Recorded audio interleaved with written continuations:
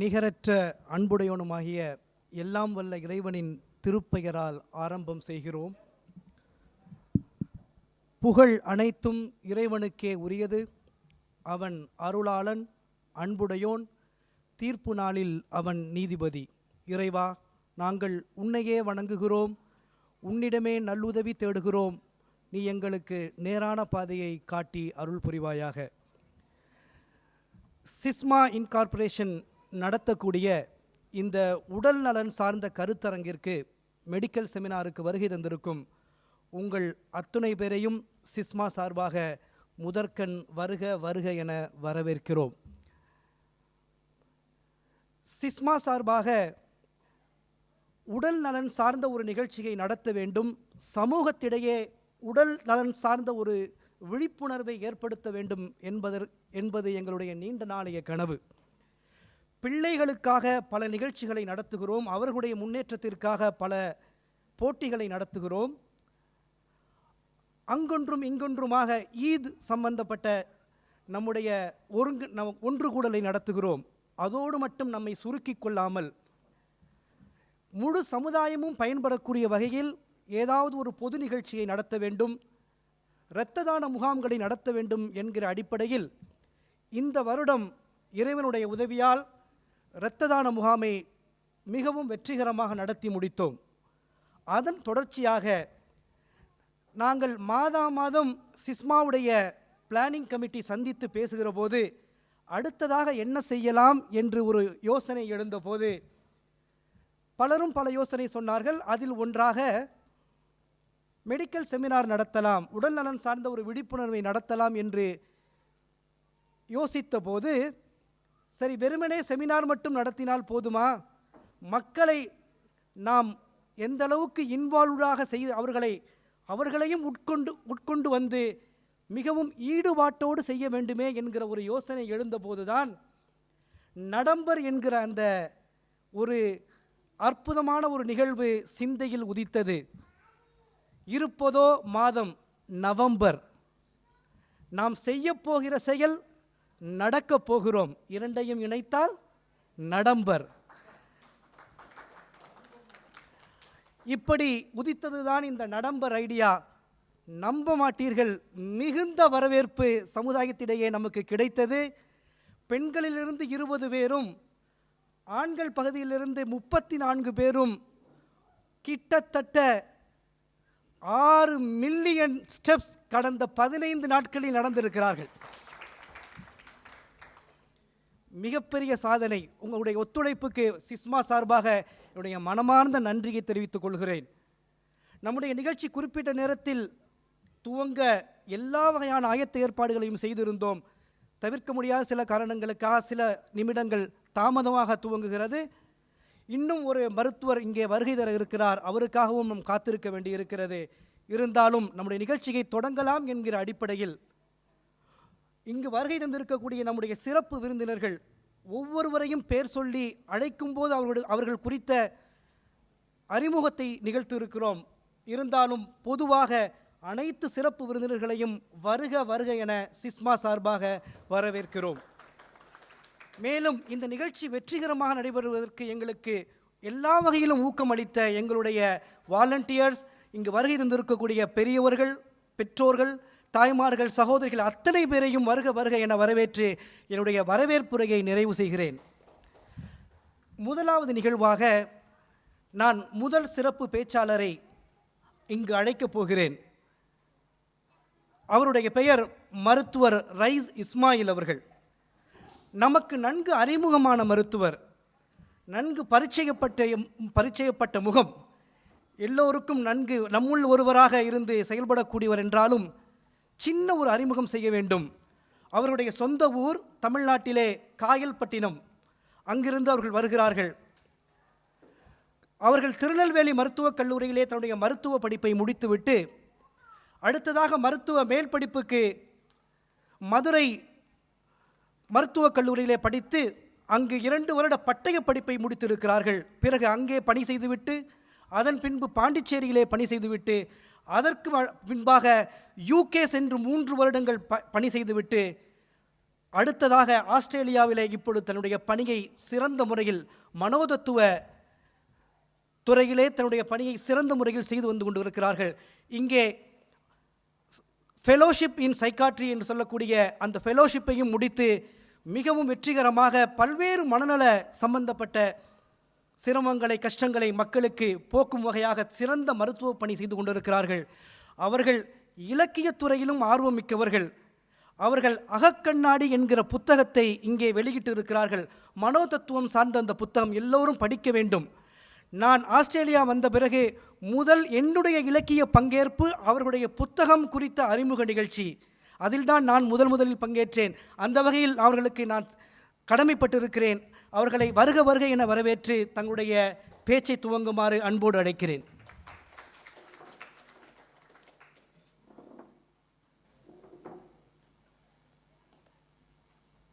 பிஸ்மில்லா. எல்லாம் உள்ள இறைவனின் திருப்பெயரை கொண்டு ஆரம்பம் செய்கிறேன். அறிமுகத்துக்கு மிக்க நன்றி. அழகான அறிமுகம். அஸ்ஸலாமு அலைக்கும். அனைவர் மீதும் சாந்தியும் சமாதானமும் உண்டாகட்டும். நம் மக்கள் மத்தியிலும் விசிட்டர்ஸ் மத்தியிலும் சாந்தியும் சமாதானமும் உண்டாகட்டும். எனது பெயர் அவள் அழகாக எடுத்து சொன்னாங்க. நான் ஒரு மனநல மருத்துவர். உங்களுக்கு எல்லாத்துக்கும் தெரிஞ்சிருக்கும். ஆக்சுவலாக இன்றைக்கி உடைய முக்கியமான நம்ம நிகழ்ச்சியுடைய நோக்கம் என்னென்னா, மனநலம் பற்றிய ஒரு விழிப்புணர்வை ஏற்படுத்துறது தான். பொதுவாக எல்லா உடல் நோய்களை பற்றியுடைய விழிப்புணர்வு எல்லாத்துக்குமே அதிகமாக இருக்குது.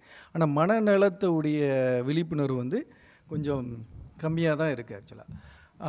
ஆனால் இப்போ ஒரு சமீப காலமாக நீங்கள் பார்த்தீங்கன்னா ஒரு 2 to 3 இயர்ஸ் மனநல விழிப்புணர்வு தாறுமாறாக எதில் எகிரி இருக்குன்னா, அந்த இன்ஸ்டாகிராமில், ரீல்ஸில், ஃபேஸ்புக்கில், யூடியூப்பில் எதில் எடுத்தாலும் எல்லாருமே இப்போ உணவை ரிவ்யூ பண்ணுறவங்க கூட மனநலத்தை பற்றி பேசுகிறாங்க. அப்போது ஆர்த்தோபீடிக் சர்ஜன் கூட அவங்க ஆர்த்தோபீடிக் சர்ஜரி பற்றி பேசிட்டு மனநலத்தை பற்றி பேசாமல் விடுறது கிடையாது. இப்போ சமீபத்தில் பாப்புலர் ஆகிக்கிற டாக்டர் பால், கேஸ்ட்ரோஎன்ட்ராலஜிஸ்ட், அவர் கூட மனநலத்தை பற்றி பேசுகிறார். என்ன பண்ணுறது, நம்ம கேட்டாகணும். ஆனால் அவங்களுடைய அந்த குறிப்பிட்ட டாபிக் நல்லா தான் இருக்குது. ஆக்சுவலாக நம்ம ஒரு நேராக நம்ம பார்க்கும்போது எப்படி இருக்குன்னா, இப்போ நம்ம ஆசைப்பட்டு மதுரையில் போய் ஜிகர்தண்டா கேட்குறோன்னு வச்சிங்களேன். இந்த ஜிகர்தண்டாவில், அழகான ஜிகர்தண்டாவில் ஆம்லெட்டையும் கலந்து கொடுத்தா எப்படி இருக்கும், அந்த மாதிரி 2 டேஸ்டான விஷயங்களை ஒரே நேரத்தில் கலந்து கொடுத்த மாதிரி ஒரு கலக்கம் கொடுக்குது. அதனால் மனநல விழிப்புணர்வை கொஞ்சம் நம்ம சிம்பிளாக கொஞ்சம் எல்லாத்துக்கும் புரிகிற மாதிரி சொல்லலான்னு சொல்லி தான் ஐடியா. ஆக்சுவலாக மன அழுத்தத்தை பற்றி அழுத்தமாக எல்லோரும் சொல்லி நமக்கே மன அழுத்தம் வந்துடுற மாதிரி இருக்குது. அதனால் மன அழுத்தங்கிறது டிப்ரெஷன், அதில் மன நோய்களில் அது ஒரு பகுதி தான். அதை இன்றைக்கி கொஞ்சம் லைட்டாக ஒதுக்கி வச்சுட்டு மன நோய்களில் கொஞ்சம் இன்ட்ரெஸ்டிங்கான நோய்கள் இருக்கும் இல்லையா, அதை பற்றி நம்ம இன்றைக்கி பார்க்கலாம். அதை பார்க்கும்போது, அதை பிரித்து பார்க்கும்போது அது எதனால் வருது அப்படின்னு சொல்லிட்டு நம்ம கொஞ்சம் ஆள் மனசில் உள்ளே போய் பார்க்கும்போது உங்களுக்கு ஒரு உளவு தெளிவு கிடைக்கும். அப்படி பார்த்த பிறகு டைம் இருந்ததுன்னா மன அழுத்தத்தை பற்றி கொஞ்சம் விரிவாக பார்க்கலாம். டைம் இல்லைன்னா அதை கேள்வி பதிலில் பார்த்துக்கலாம். இப்போ நம்ம உடல் ஒரு மரம்னு வச்சுக்கிட்டிங்கன்னா, அதில் உள்ள அந்த பூக்கள், கனிகள், பழங்களை நம்ம ரசிக்கிறோம். ஆனால் அதுக்கு காரணமாக இருக்கிறது அதுக்கு கீழே மறைந்து இருக்கிற ரூட்டு தான், அந்த வேர்கள் தான்.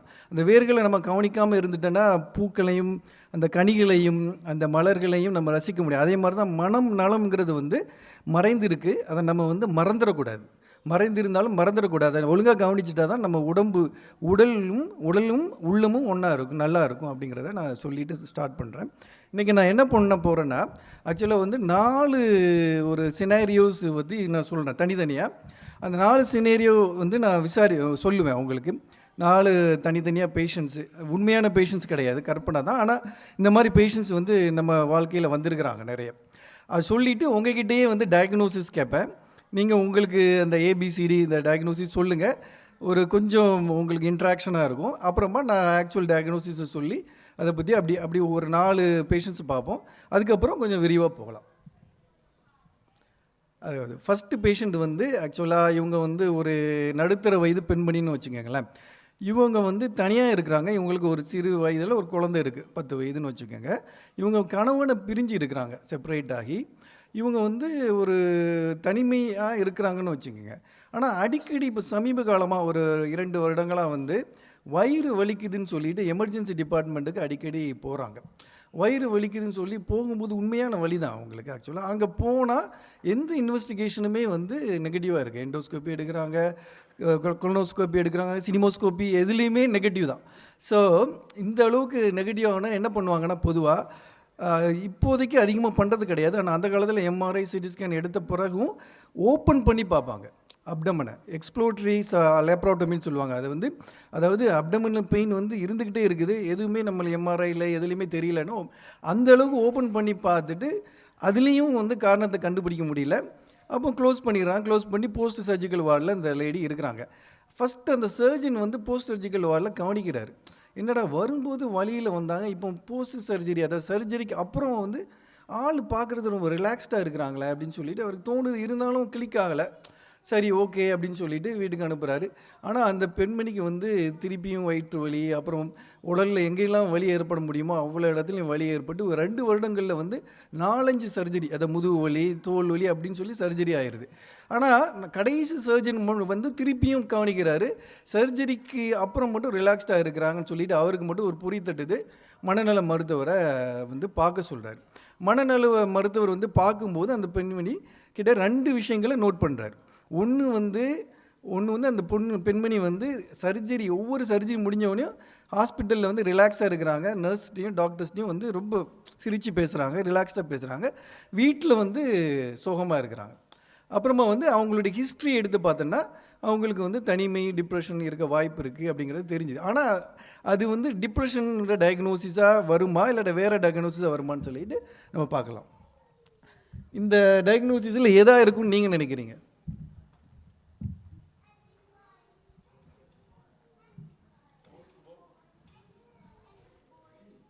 சி பைப்போலார், சி வேற ஆல் ஆஃப் த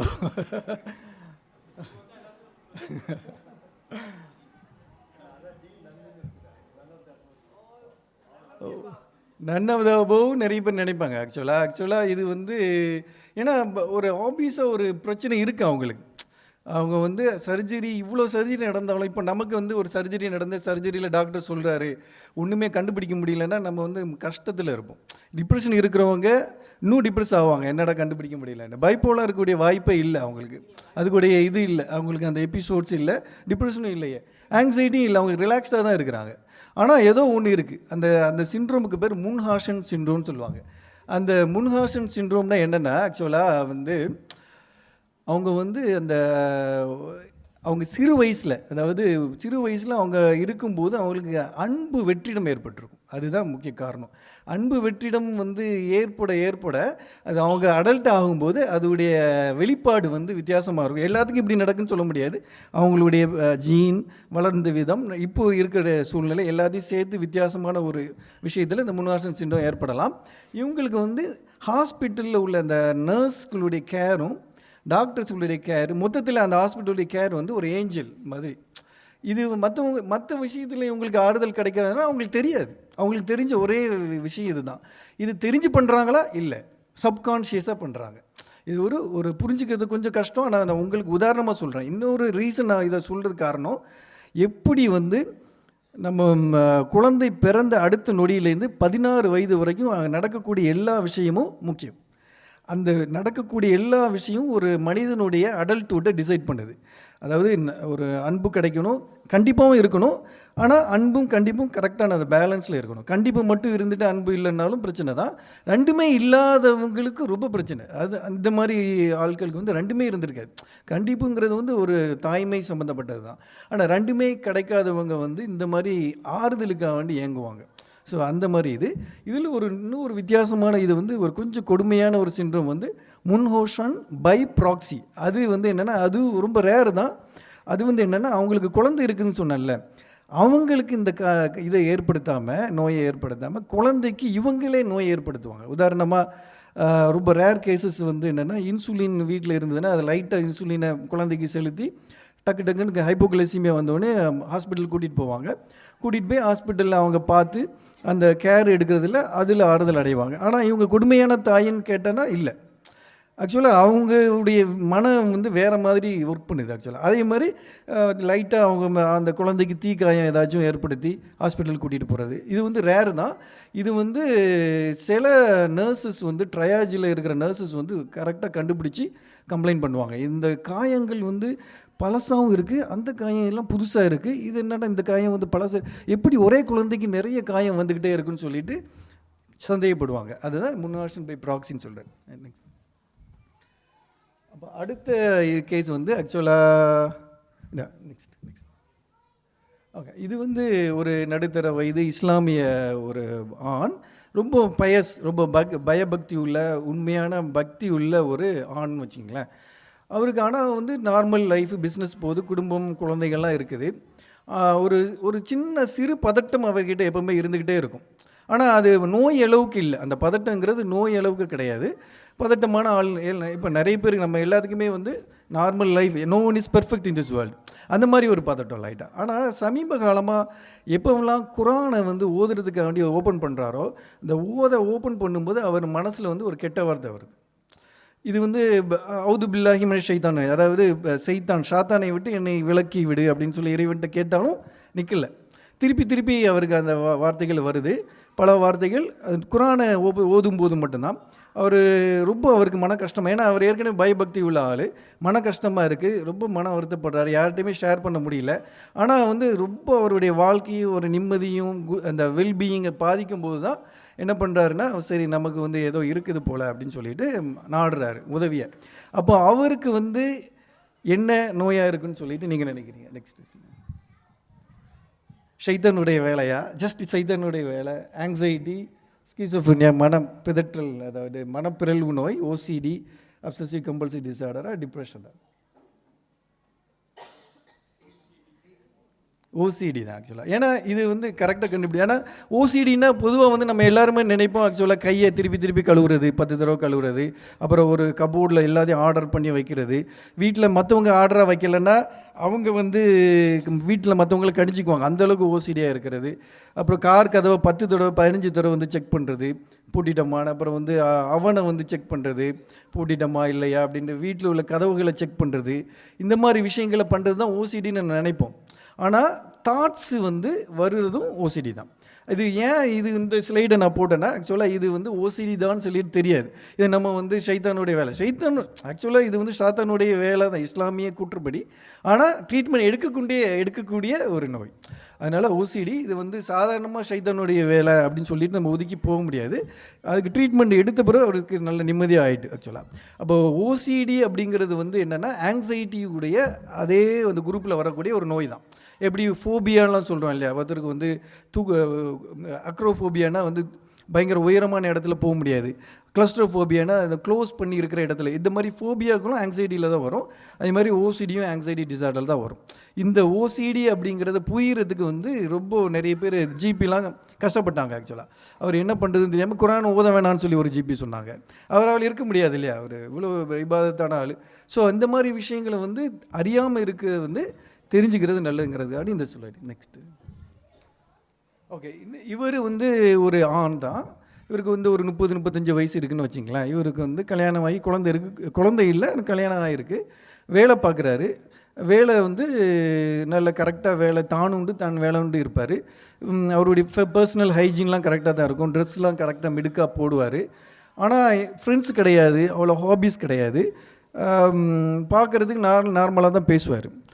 நண்பர்கள் கிடையாது நான் சொன்ன மாதிரி ஆக்சுவலாக. ஆனால் இவரை பற்றி பக்கத்து வீட்டுக்காரர்லையோ இல்லாட்டா அவங்களுக்கு தெரிஞ்சவங்கள்ட்டே கேட்டால் நல்ல அமைதியான மனிதர், நல்ல மனிதர், தான் வேலை உண்டுன்னு இருப்பார் அப்படின்னு சொல்லுவாங்க. ஆனால் அவங்க மனைவி கிட்ட கேட்டால் பக்கமாக சொல்லுவாங்க. அதில் ஒன்று வந்து ரீட் இன் பிட்வீன் லைன்ஸ், எதையுமே வந்து ரொம்ப காஷியஸாக அணுவார். ஒரு டாக்குமெண்ட்டில் சைன் பண்ணுறேன்னா ஒரு 1000 தடவை யோசிச்சு தான் சைன் பண்ணுவார். பக்கத்து வீட்டில் வந்து ஏதாச்சும் ஏசி மாட்டுறதுக்கு ட்ரக்கு வந்து நின்றுன்னா அதுக்கு அடிக்கடிக்கு எட்டி பார்ப்பார், எதனால் வந்திருக்கும், எதை பண்ணுறாங்களோ, வித்தியாசமாக பண்ணுறாங்களோ அப்படின்னு.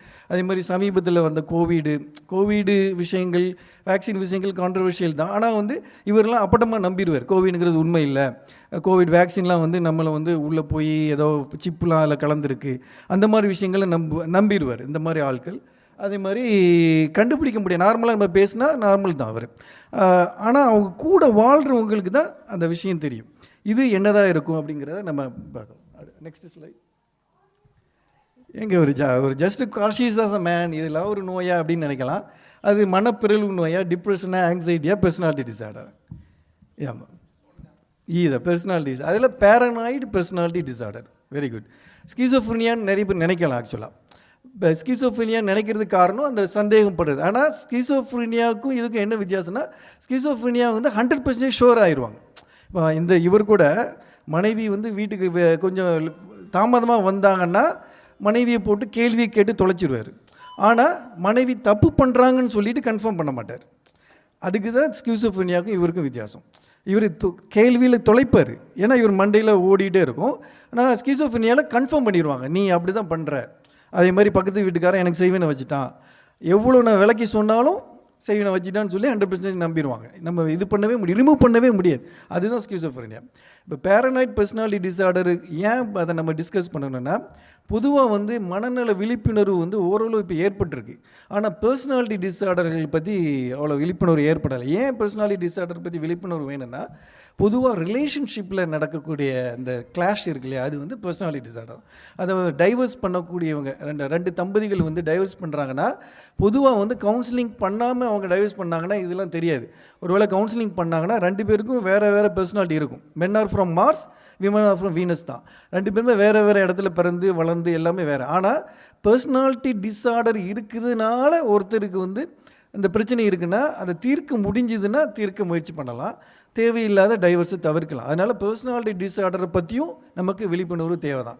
பர்சனாலிட்டி டிஸார்டருங்கிறது வந்து ஒரு 12 வகை இருக்குது, இது ஒரே ஒரு வகை தான். பொதுவாக வந்து எல்லாத்துக்குமே ஒரு பர்சனாலிட்டி ட்ரைட் உண்டு நம்மளுக்கு. இப்போ நம்ம ஒருத்தருக்கு ஒரு ஒருத்தர் ட்ரைட்டுங்கிறது வந்து நார்மல். அதாவது பர்சனாலிட்டி ட்ரைட்லேயே வந்து அப்நார்மலான ட்ரைட்டு இருக்கும் சில ட்ரைட்டில். உதாரணமாக இந்த நார்சிசிஸ்டிக் பர்சனாலிட்டி ட்ரைட்டை வந்து நம்ம ஊர்லாம் தன்னை மெச்சான்னு சொல்லுவாங்க. தன்னையே மெச்சிக்கொள்பவன் தன்னை மெச்சான். அதெல்லாம் பட்டு காயல் பண்டத்தில் அதை சொல்லுவாங்க, தன்னை மெச்சான் அப்படின்னு. அதே மாதிரி வந்து ஆங்ஸைட்டி அவாய்டன்ட் பர்சனாலிட்டினா, அதாவது அவங்களுக்கு நல்ல திறமை இருக்கும், அவருக்கு வந்து அந்த ஆஃபீஸில் ரொம்ப நாள் வேலை பார்த்துட்டு இருப்பார், மேனேஜர் ஆகக்கூடிய தகுதி இருக்கும், ஆனால் மேனேஜர் வாய்ப்பு வந்தும் அவர் எடுக்க மாட்டார். ஏன்னா பயம், ஆங்ஸைட்டி, மேனேஜர்னால் நிறைய பொறுப்பு இருக்குமே அப்படின்னு சொல்லிட்டு. அதனால் அவர் ஜூனியர்லாம் மேனேஜர் ஆயிடுவாங்க. ஆனால் அதை பார்த்து பொறுமுவார், அவருடைய இயலாமையை பார்த்து பொறுமிக்கிட்டே இருப்பார். அவங்க வீட்டில் தான் திட்டு விழும் அவருக்கு. உங்களுக்கு ஜூனியர்லாம் மேனேஜர் ஆகிட்டான். அதுதான் ஆங்ஸைட்டி அவாய்டன்ட் பர்சனாலிட்டி டிஸார்டர் வரும், ட்ரைட்டு. இந்த மாதிரி விஷயங்களை நம்ம பயந்தாங்குழி அப்படி இப்படின்னு சொல்லி நம்ம பேசிடுவோம். ஊரில் நமக்கு எல்லாத்துக்குமே பேர் இருக்குது, ஆனால் அது வந்து ஒரு டிஸார்டரா அப்படிங்கிறது நம்மளுக்கு தெரியாது. அதை சரி பண்ண முடியுமானா சரி பண்ண முடியும். மனநல ஆலோசனை மூலமாக, மருந்துகள் தேவையில்லை, ஆலோசனை கரெக்டாக அவங்களுக்கு உள்ளுணர்வு ஏற்படுத்தினா ஓரளவு சரியாகும்.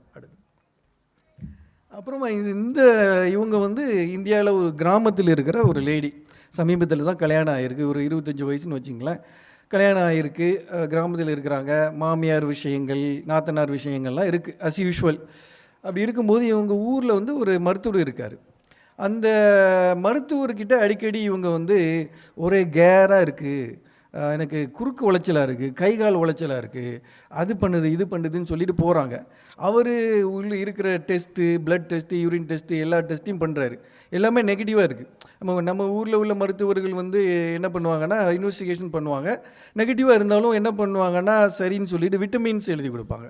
அது விட்டமின்ஸ் எழுதி கொடுத்து பிளஸிபோ எஃபெக்ட்னு சொல்லுவாங்கல்ல, அதில் ஒரு 2-3 நாளைக்கு சரியாகும், திருப்பி அவங்களுக்கு இந்த குறுக்கு விளைச்சல்லாம் வரும். குறுக்கு விளைச்சல் உண்மை தான், ஆனால் எதுலேயுமே தப்பு இருக்காது. உதாரணமாக குறுக்கு விளைச்சல்னால் ஏதாச்சும் சிடி ஸ்கேன், எம்ஆர்ஐலாம் ஏதாவது டிஸ்க் ப்ரொலாப்ஸ் அதெல்லாம் இருக்கணும்ல, அதெல்லாம் இல்லை, எல்லாம் தான் இருக்கும், ஆனால் உளைச்சல் வரும். இது வந்து அவர் ரொம்ப நாள் கழித்து இப்படியே ஓட்டிகிட்டே இருப்பார். பொதுவாக அங்கே அந்த மாதிரி மருத்துவர்கள் அப்படி தான் ஓட்டுவாங்க. இங்கே வந்து அப்படி ஓட்ட முடியாது ஆக்சுவலாக, ஏன்னா வந்து கொஸ்டின் இப்போ வந்துடும், நம்மளை நோக்கி வந்துடும், ஏன் ரெஃபர் பண்ணலைன்னு. அங்கே அப்படி பண்ணுவாங்க ஆக்சுவலாக. ஏன்னா அப்படி பண்ணி கடைசியில் பொறுமை இழந்து பண்ணுறாரு. மனநல மருத்துவர்கிட்ட போகிறாரு, என்ன சிம்டம்ஸாக இருக்குது, என்ன டயக்னோசிஸாக இருக்குன்னு சொல்லிட்டு பார்க்கலாம். அவங்களுடைய நோய் எதிர்ப்பு சக்தி கம்மிங்க, அதனால் அப்படி இருக்கிறாங்க. அவங்க வந்து இந்த சிம்டம்ஸ்லாம் வந்து ஏதோ சும்மா அவங்களே வந்து ஃபேக் பண்ணி, இந்த டாக்டரை ஒருவேளை அவங்களுக்கு பிடிச்சிருக்கும் போல், அதனால் அடிக்கடி போகிறாங்க. இப்போ அவங்க ஒரு கொஞ்சம் ஒரு ஐக்யூ கம்மியாக இருக்கும் அப்படின்னு நினைக்கலாம். இது டிப்ரெஷனா இல்லாட்டா பதட்ட நோயா? இல்லை, அவர் இம்யூனிட்டி இருந்ததுன்னா அதில் தெரியும்ல, பிளட் டெஸ்ட்லாம். ஆக்சுவலாக வந்து டிப்ரெஷன் தான். இது டிப்ரெஷன் எப்படி சொல்கிறேன்னா, ஆக்சுவலாக அதாவது இந்த டிப்ரெஷனுக்கு வந்து சொமட்டைசேஷன் சிண்ட்ரோம் ஆஃப் டிப்ரெஷன் சொல்லுவாங்க. சோமான பாடி மூலமாக வெளிப்படும் சிம்டம், உடல் உலை. இது ஏன் நடக்குதுன்னா வந்து கிராமங்களில் வந்து டிப்ரெஷன் ஒன்று இருக்கதே தெரியாது அவங்களுக்கு. இருந்தால் தானே அதை பற்றி பேசுவாங்க. அது ஒரு காரணம், விழிப்புணர்வு இல்லை. உலகத்தில் டிப்ரெஷன் ஒன்று இருக்கதே தெரியாது அவங்களுக்கு. அப்புறமா வந்து டிப்ரெஷனை பற்றி ஸ்டிக்மா, இழிக்கலங்கம். நமக்கு தெரியுதுன்னா மாமியார் அவளம் தான் வச்சு பார்க்க மாட்டான், அப்புறம் கணவன் விட்டுட்டு போயிடுவான். இந்த மாதிரி ஒரு பயம், மனநோய் அப்படின்னாலே அந்த விழிக்கலங்கம் இருக்குல்ல, ஸ்டிக்மா, அதுதான் இப்போதைக்கு பிரச்சனை, நிறைய பிரச்சனை. அது இருக்கிறவங்க அது ஒரு காரணமாக இருக்கலாம். அல்லது வந்து அந்த மருத்துவருக்கு வந்து மனநலத்தை பற்றி ஒரு முழுமையான ஒரு புரிதல் இல்லாமல் இருக்கலாம். இது வந்து ரொம்ப ரொம்ப காமனுங்க, இந்தியாவில் ரொம்ப காமன். இதை வச்சே நிறைய ஜிபிஸ் வந்து ஓட்டுவாங்க. ஆக்சுவலாக அந்த அளவுக்கு டிப்ரெஷன் வந்து ரொம்ப காமன் கிராமங்களில். முக்கியமாக இந்த நம்ம சைக்கோ சோஷியல் சுச்சுவேஷனால் பெண்களுடைய நிலை வந்து உங்களுக்கு தெரியும், தேர்ட் வேர்ல்டு கண்ட்ரீஸில், எல்லா தேர்ட் வேர்ல்டு, இந்தியா மட்டும் கிடையாது. அதனாலேயே வந்து இந்த சொமட்டைசேஷன் சிண்ட்ரோம் வந்து பெண்களுக்கு அதிகம். ஆண்கள் வந்து எப்படியே தப்பிச்சிடுறாங்க. ஆக்சுவலாக அவங்களுக்கு சொல்கிறதுக்கு வாய்ப்பு இருக்குது, உரிமை இருக்குது அப்படிங்கிறதுனால தப்பிச்சிடுறாங்க. ஆனால் பெண்களுக்கு வந்து அந்த கட்டுப்பாடு இருக்குல்ல, சொன்னால் வந்து ஏற்கனவே உன்னைய வச்சு இது பண்ண முடியல, நீ வந்து வீட்டில் வேலை செய்ய மாட்டேங்கிற, இது வேறு உனக்கு டிப்ரெஷனா அப்படின்னு சொல்லிட்டு கிண்டல் பண்ணிடுவாங்க, ஒதுக்கிடுவாங்கன்னு பயம் வேறு இருக்கும். எல்லாம் சேர்ந்து சப்கான்ஷியஸாகவே அவங்களுக்கு வந்து அந்த வலிகள்லாம் வரும். அதாவது ப்ரெஷர் குக்கரில் ப்ரெஷரை எப்படி நம்ம அடக்க முடியாதோ அதே மாதிரி மன அழுத்தத்தை அழுப்பிக்க முடியாது. அது வந்து உடல் வலி மூலமாக ஏற்படுத்திடும். அதாவது கேராக இருக்குது, குறுக்கு உளைச்சல், இதெல்லாம் எங்கள் ஊர்லலாம் கேள்விப்பட்டிருப்பாங்க. எங்கள் ஊரில் ரொம்ப அதிகம், அடிக்கடி போயிடுவாங்க. அவங்களே போயிட்டு டாக்டர் எனக்கு ஒரு எம்ஆர்ஐ எடுத்து பாருங்கள், டாக்டர் எனக்கு ஒரு எக்ஸ்ரே எடுத்து பாருங்கள். டாக்டருக்குலாம் அப்படி அதிர்ச்சியாக இருக்கும். அங்கே தெரியும் எம்ஆர்ஐ எடுத்தோன்னா டாக்டர் பாக்கெட்டுக்கு ரூபா வரும், அது உங்களுக்கு தெரிஞ்சிருக்குன்னு நினைக்கிறேன். ஸோ அவங்களுக்குலாம் சந்தோஷமாக இருக்கும். இதை வந்து நாங்கள் எப்படி சொல்லுவோங்கன்னா, பணமெல்லாம் வீணாக போகுதுன்னு சொல்கிறதுக்கு பதிலாக பணமெல்லாம் ஸ்கேனாக போகுதுன்னு சொல்லுவோம். அந்த அளவுக்கு கிண்டல் பண்ணுவோம். எங்கள் ஊரில் இது வந்து ரொம்ப அதிகம் இந்த விஷயங்கள். இப்போ பரவாயில்ல, ஓரளவு விழிப்புணர்வு வருது. அந்த தனிமை அந்த மாதிரி விஷயங்களும் இதுக்கு காரணம். ப்ளஸ் வந்து மனநலம் பற்றி அறியாமல் இருக்கிறதும் ஒரு காரணம். இதுதான் இது வந்து விழிப்புணர்வு ஏற்பட இந்த மாதிரி விஷயங்கள் குறைவு. முக்கியமாக ஆஸ்திரேலியா மாதிரி வளர்ந்த நாடுகள் இது கிடையவே கிடையாது. இது வந்து அவங்க டெக்ஸ்ட் புக்கில் மாதிரி தான் படிப்பாங்க. இந்த சொமட்டைசேஷன் சிண்ட்ரோம் அப்படிங்கிறத வந்து டெக்ஸ்ட் புக்ஸில் மட்டும் தான் படிப்பாங்க. அல்லது புதுசாக மைக்ரேட் ஆகிருப்பாங்கல்ல, அவங்கள்ட்ட பார்ப்பாங்க. அதனால் டயக்னோஸ் பண்ணவே திணறுவாங்க, அவங்களுக்கு எக்ஸ்பீரியன்ஸ் இருக்காது. அல்லது கொஞ்சம் அந்த மெடிட்ரேனியன் கண்ட்ரீஸில் உண்டு, க்ரீக்கு, இட்டாலி அந்த மாதிரி கண்ட்ரீஸில் அவங்களும் நம்மளுடைய கல்ச்சர் மாதிரி தான் கிட்டத்தட்ட. பொதுவாக க்ரீக், மெசிடோனியன் அவங்களுக்கும் கிட்டத்தட்ட நம்மளை மாதிரி தான் அவங்களோட ஃபேமிலி கல்ச்சர் எல்லாமே. அவங்களுக்கும் இதை நாங்கள் அதிகமாக பார்க்குறோம். அப்புறமா ஆக்சுவலாக வந்து டிப்ரெஷன் அப்படிங்கிறது வந்து ஓரளவு உங்களுக்கு தெரிஞ்சுக்கும் டிப்ரெஷன்னா என்ன அப்படின்னா வந்து டைம் வந்து எப்படின்னு தெரில. ஓகே, டிப்ரெஷன் தான் வந்து எல்லாருமே நம்ம பொதுவாக மனநோயினாலே டிப்ரெஷன் அப்படிங்கிற டிப்ரெஷனுங்கிறது ஒரு பகுதி தான். ஆக்சுவலாக நான் அதுக்காக வேண்டி தான் 4 வித்தியாசமான கேஸுகளை சொன்னேன். இருந்தாலும் டிப்ரெஷனை பற்றி பேசிடலாம். இந்த ட்ரீட்மெண்ட்டு அதெல்லாம் வந்து டிப்ரெஷனுக்கு மட்டும் பொருந்தாது, எல்லா மனநோய்க்கும் பொருந்தும். பொதுவாக நீங்கள் நினைக்கலாம், என்ன டாக்டர் எதுக்கு எடுத்தாலும் ஒரு பேரை கொடுத்துட்றீங்க, இது ஒரு ஸ்ட்ரெஸ்ஸாக இருக்காதா அப்படின்ட்டு. ஆமாம், ஸ்ட்ரெஸ்ஸுக்கும் டிப்ரெஷனுக்கு வித்தியாசம் இருக்குது. நாளுக்கு நாள் நடக்கக்கூடிய விஷயங்கள் வந்து டிப்ரெஷன் கிடையாதுங்க. ஆக்சுவலாக அதாவது இப்போ ஒருத்தருக்கு இன்றைக்கி ஒருத்தன் வந்து பணம் மோசடி பண்ணிட்டானா ஒரு 2 நாளைக்கு கவலைப்படுவாங்க, அப்புறமா சரியாயிருவாங்க, எனர்ஜிலாம் நல்லா இருக்குது, ஸ்லீப்பு எல்லாமே நல்லா இருக்குன்னா அது டிப்ரெஷன் கிடையாது. இல்லாட்டா ஒரு குடும்பத்தில் இறந்துட்டாங்க யாராச்சும் அப்படின்னா ஒரு வாரத்துக்கு மன கஷ்டமாக இருக்கலாம், அதெல்லாம் டிப்ரெஷன் கிடையாது. டிப்ரெஷனுங்கிறது வந்து என்னென்னா ஒரு குறிப்பிட்ட சிம்டம்ஸ் வந்து 2 வாரங்களோ 2 வாரங்களுக்கு தாண்டியோ வந்து இருந்து அவங்களுடைய சொந்த வாழ்க்கையையோ அல்லது அவங்களுடைய தொழில் வாழ்க்கையோ காயப்படுத்தினால் மட்டும்தான் அது டிப்ரெஷன், கிளினிக்கல் டிப்ரெஷன். அதில் கூட மைல்டு, மாடரேட், சிவியர்னு இருக்குது. இந்த 4-5 குறிப்பிட்ட என்னென்ன சிம்டம்ஸ் நான் சொல்லிடுறேன். தூக்கத்தில் மாற்றம், பொதுவாக 90% பேருக்கு தூக்கம் குறைவாக இருக்கும், 10% பேருக்கு அதிகமாக தூங்குவாங்க வழக்கத்துக்கு மாறாக. ஏன் அதிகமாக தூங்குறாங்கன்னா, என்னை விட்டுடுங்க அந்த மாதிரி, உலகத்துக்கும் எனக்கு சம்மந்தம் இல்லைங்கிற மாதிரி தூக்கம் அதிகமாக அவங்கள தாக்கிடும். 10% பேருக்கு மட்டும்தான். அப்புறம் பசி வந்து குறைவாக இருக்கும் 90% பேருக்கு. 10% பேருக்கு அதிகமாக சாப்பிடுவாங்க, ஏன்னா சாப்பாடு அவங்களுக்கு கம்ஃபர்ட் கொடுக்கும், மற்ற எதுவுமே கம்ஃபர்ட் கொடுக்காது. அப்புறமா வந்து மனசில் வந்து எப்போவுமே ஒரு தாழ்வு நிலை இருந்துக்கிட்டே இருக்கும், லோ மூடு, படபடப்பு வரலாம், எனர்ஜி ரொம்ப கம்மியாக இருக்கும், டயர்டாயிரும். நல்ல பிரிஸ்காக ஜிம்முக்கு போகிற ஆளாக இருந்தால் கூட எனர்ஜி கம்மியாயிரும். மோட்டிவேஷன் கம்மியாக இருக்கும். பக்கத்தில் தான் உள்வஸ் இருக்கும், போய் சாமான் வாங்கணுமான்னு சாமான் வாங்காமல் இருக்கிறத வச்சு சமைச்சு சாப்பிடுவாங்க, சமைக்காமே இருப்பாங்க, பசி தான் இல்லையே. அதனால் கான்சன்ட்ரேஷன் கம்மியாக இருக்கும், டிவியில் ஒரு நிகழ்ச்சி பார்க்க முடியாது, ரீட் பண்ண முடியாது, வேலையில் கவனம் செலுத்த முடியாது, வேலையில் பாஸ்ட்டை திட்டு வாங்குவாங்க. இந்த மாதிரி சிம்டம்ஸ் வந்து இருந்து 2 வாரத்துக்கு மேலே இருந்ததுன்னா நம்ம கவனிக்கணும். அது அதிகமான டிப்ரெஷன் எப்படி வருதுன்னா, வாழ்க்கையிலே ஒரு வெறுப்பு வருது. நம்ம வாழணுமா, பர்பஸ் ஆஃப் லைஃப் என்னது, அப்படி ஒர்த்லெஸ்னஸ்ன்னு சொல்லுவாங்க. எதுலேயுமே வந்து நாட்டம் இல்லாமல் இருந்து நம்ம இறந்து போனால் சரி அப்படின்னு நினைக்கிற சூசைடல் தாட்ஸ் வர்றதுகளும் இருந்ததுன்னா அது தீவிரமான டிப்ரெஷன் அர்த்தம். அது தீவிரமான டிப்ரெஷன் இல்லைன்னா மைல்டு, அதுக்குடைய இதுவெல்லாம் வழிமுறைகள் நிறைய இருக்குது. பொதுவாக வந்து டிப்ரெஷன் அல்லது ஆங்ஸைட்டி இந்த மாதிரி விஷயங்கள் வந்து யார்கிட்ட போகணுன்னா முதல்ல ஜிபிகிட்ட தான் போகணும். ஜிபி வந்து உங்களுக்கு வந்து முதல்ல என்ன பண்ணுவாருன்னா, உடல் உபாதைகள் எது இருக்குதான்னு பார்ப்பார். ஏன்னா உதாரணமாக விட்டமின் டி டிஃபிஷியன்சி அதெல்லாம் நிறைய பெண்களுக்கு இருக்குது. அப்புறம் வந்து அனீமியா, தைராய்டு வந்து கம்மியாக இருந்தாலோ அதிகமாக சுரந்தாலோ கூட டிப்ரெஷன், ஆங்ஸைட்டி, பேனிக் அட்டாக்லாம் வரலாம். அதிகமாக சுரந்தால் பேனிக் அட்டாக், கம்மியாக இருந்தால் டிப்ரெஷன். அதெல்லாம் இருக்குதான்னு பார்த்துட்டு அது இருந்ததுன்னா ஈஸியாக ட்ரீட் பண்ணிடலாம், அப்படி தானே. அதுக்குனால உள்ள டிப்ரெஷன் இருந்ததுன்னா சரியாயிரும். அதனால் முதல்ல ஜிபி வந்து பிளட் டெஸ்ட் தான் பண்ணுவார். நீங்கள் அதனால் ஜிபியில் சண்டை போடாதீங்க, நான் டிப்ரெஷன் வந்து இருக்கிறேன், நீங்கள் தேவையில்லாமல் இதெல்லாம் பண்ணுறீங்க அப்படின்ட்டு. அதெல்லாம் பண்ணி தான் ஆகணும். பண்ணிவிட்டு அதெல்லாம் இல்லை ஒன்றும் பிரச்சனை இல்லை அப்படின்னா அவரே வந்து ட்ரீட்மெண்ட் கொடுப்பார். ஆஸ்திரேலியாவில் மோர் தென் 90% ஆஃப் ஜிபிஸ் வந்து well equipped, well trained to treat depression. அவரே கொடுப்பார். மைல்டு மாடரேட்டாக இருந்தால் அல்லது வந்து மைல்டு டிப்ரெஷனாக இருந்தேன்னா ஜஸ்ட் கவுன்சிலிங்கே போதும். அதனால் அவர் சைக்காலஜிஸ்ட்டை அனுப்பி வைக்கலாம் அல்லது கவுன்சிலர்கிட்ட அனுப்பி வைக்கலாம். மாடரேட்டாக இருந்தாலும் அவரே டேப்லெட் கொடுக்கலாம் அல்லது வெயிட் பண்ண சொல்லலாம். உங்களுக்கு ஏதாச்சும் பிரச்சனை இருந்ததுன்னா அந்த பிரச்சனைக்கு தீர்வு காண முயற்சி பண்ணுங்கள் அப்படின்னு சொல்லி அனுப்பி வைக்கலாம். இந்த மாதிரி வந்து வகைகள் இருக்குது.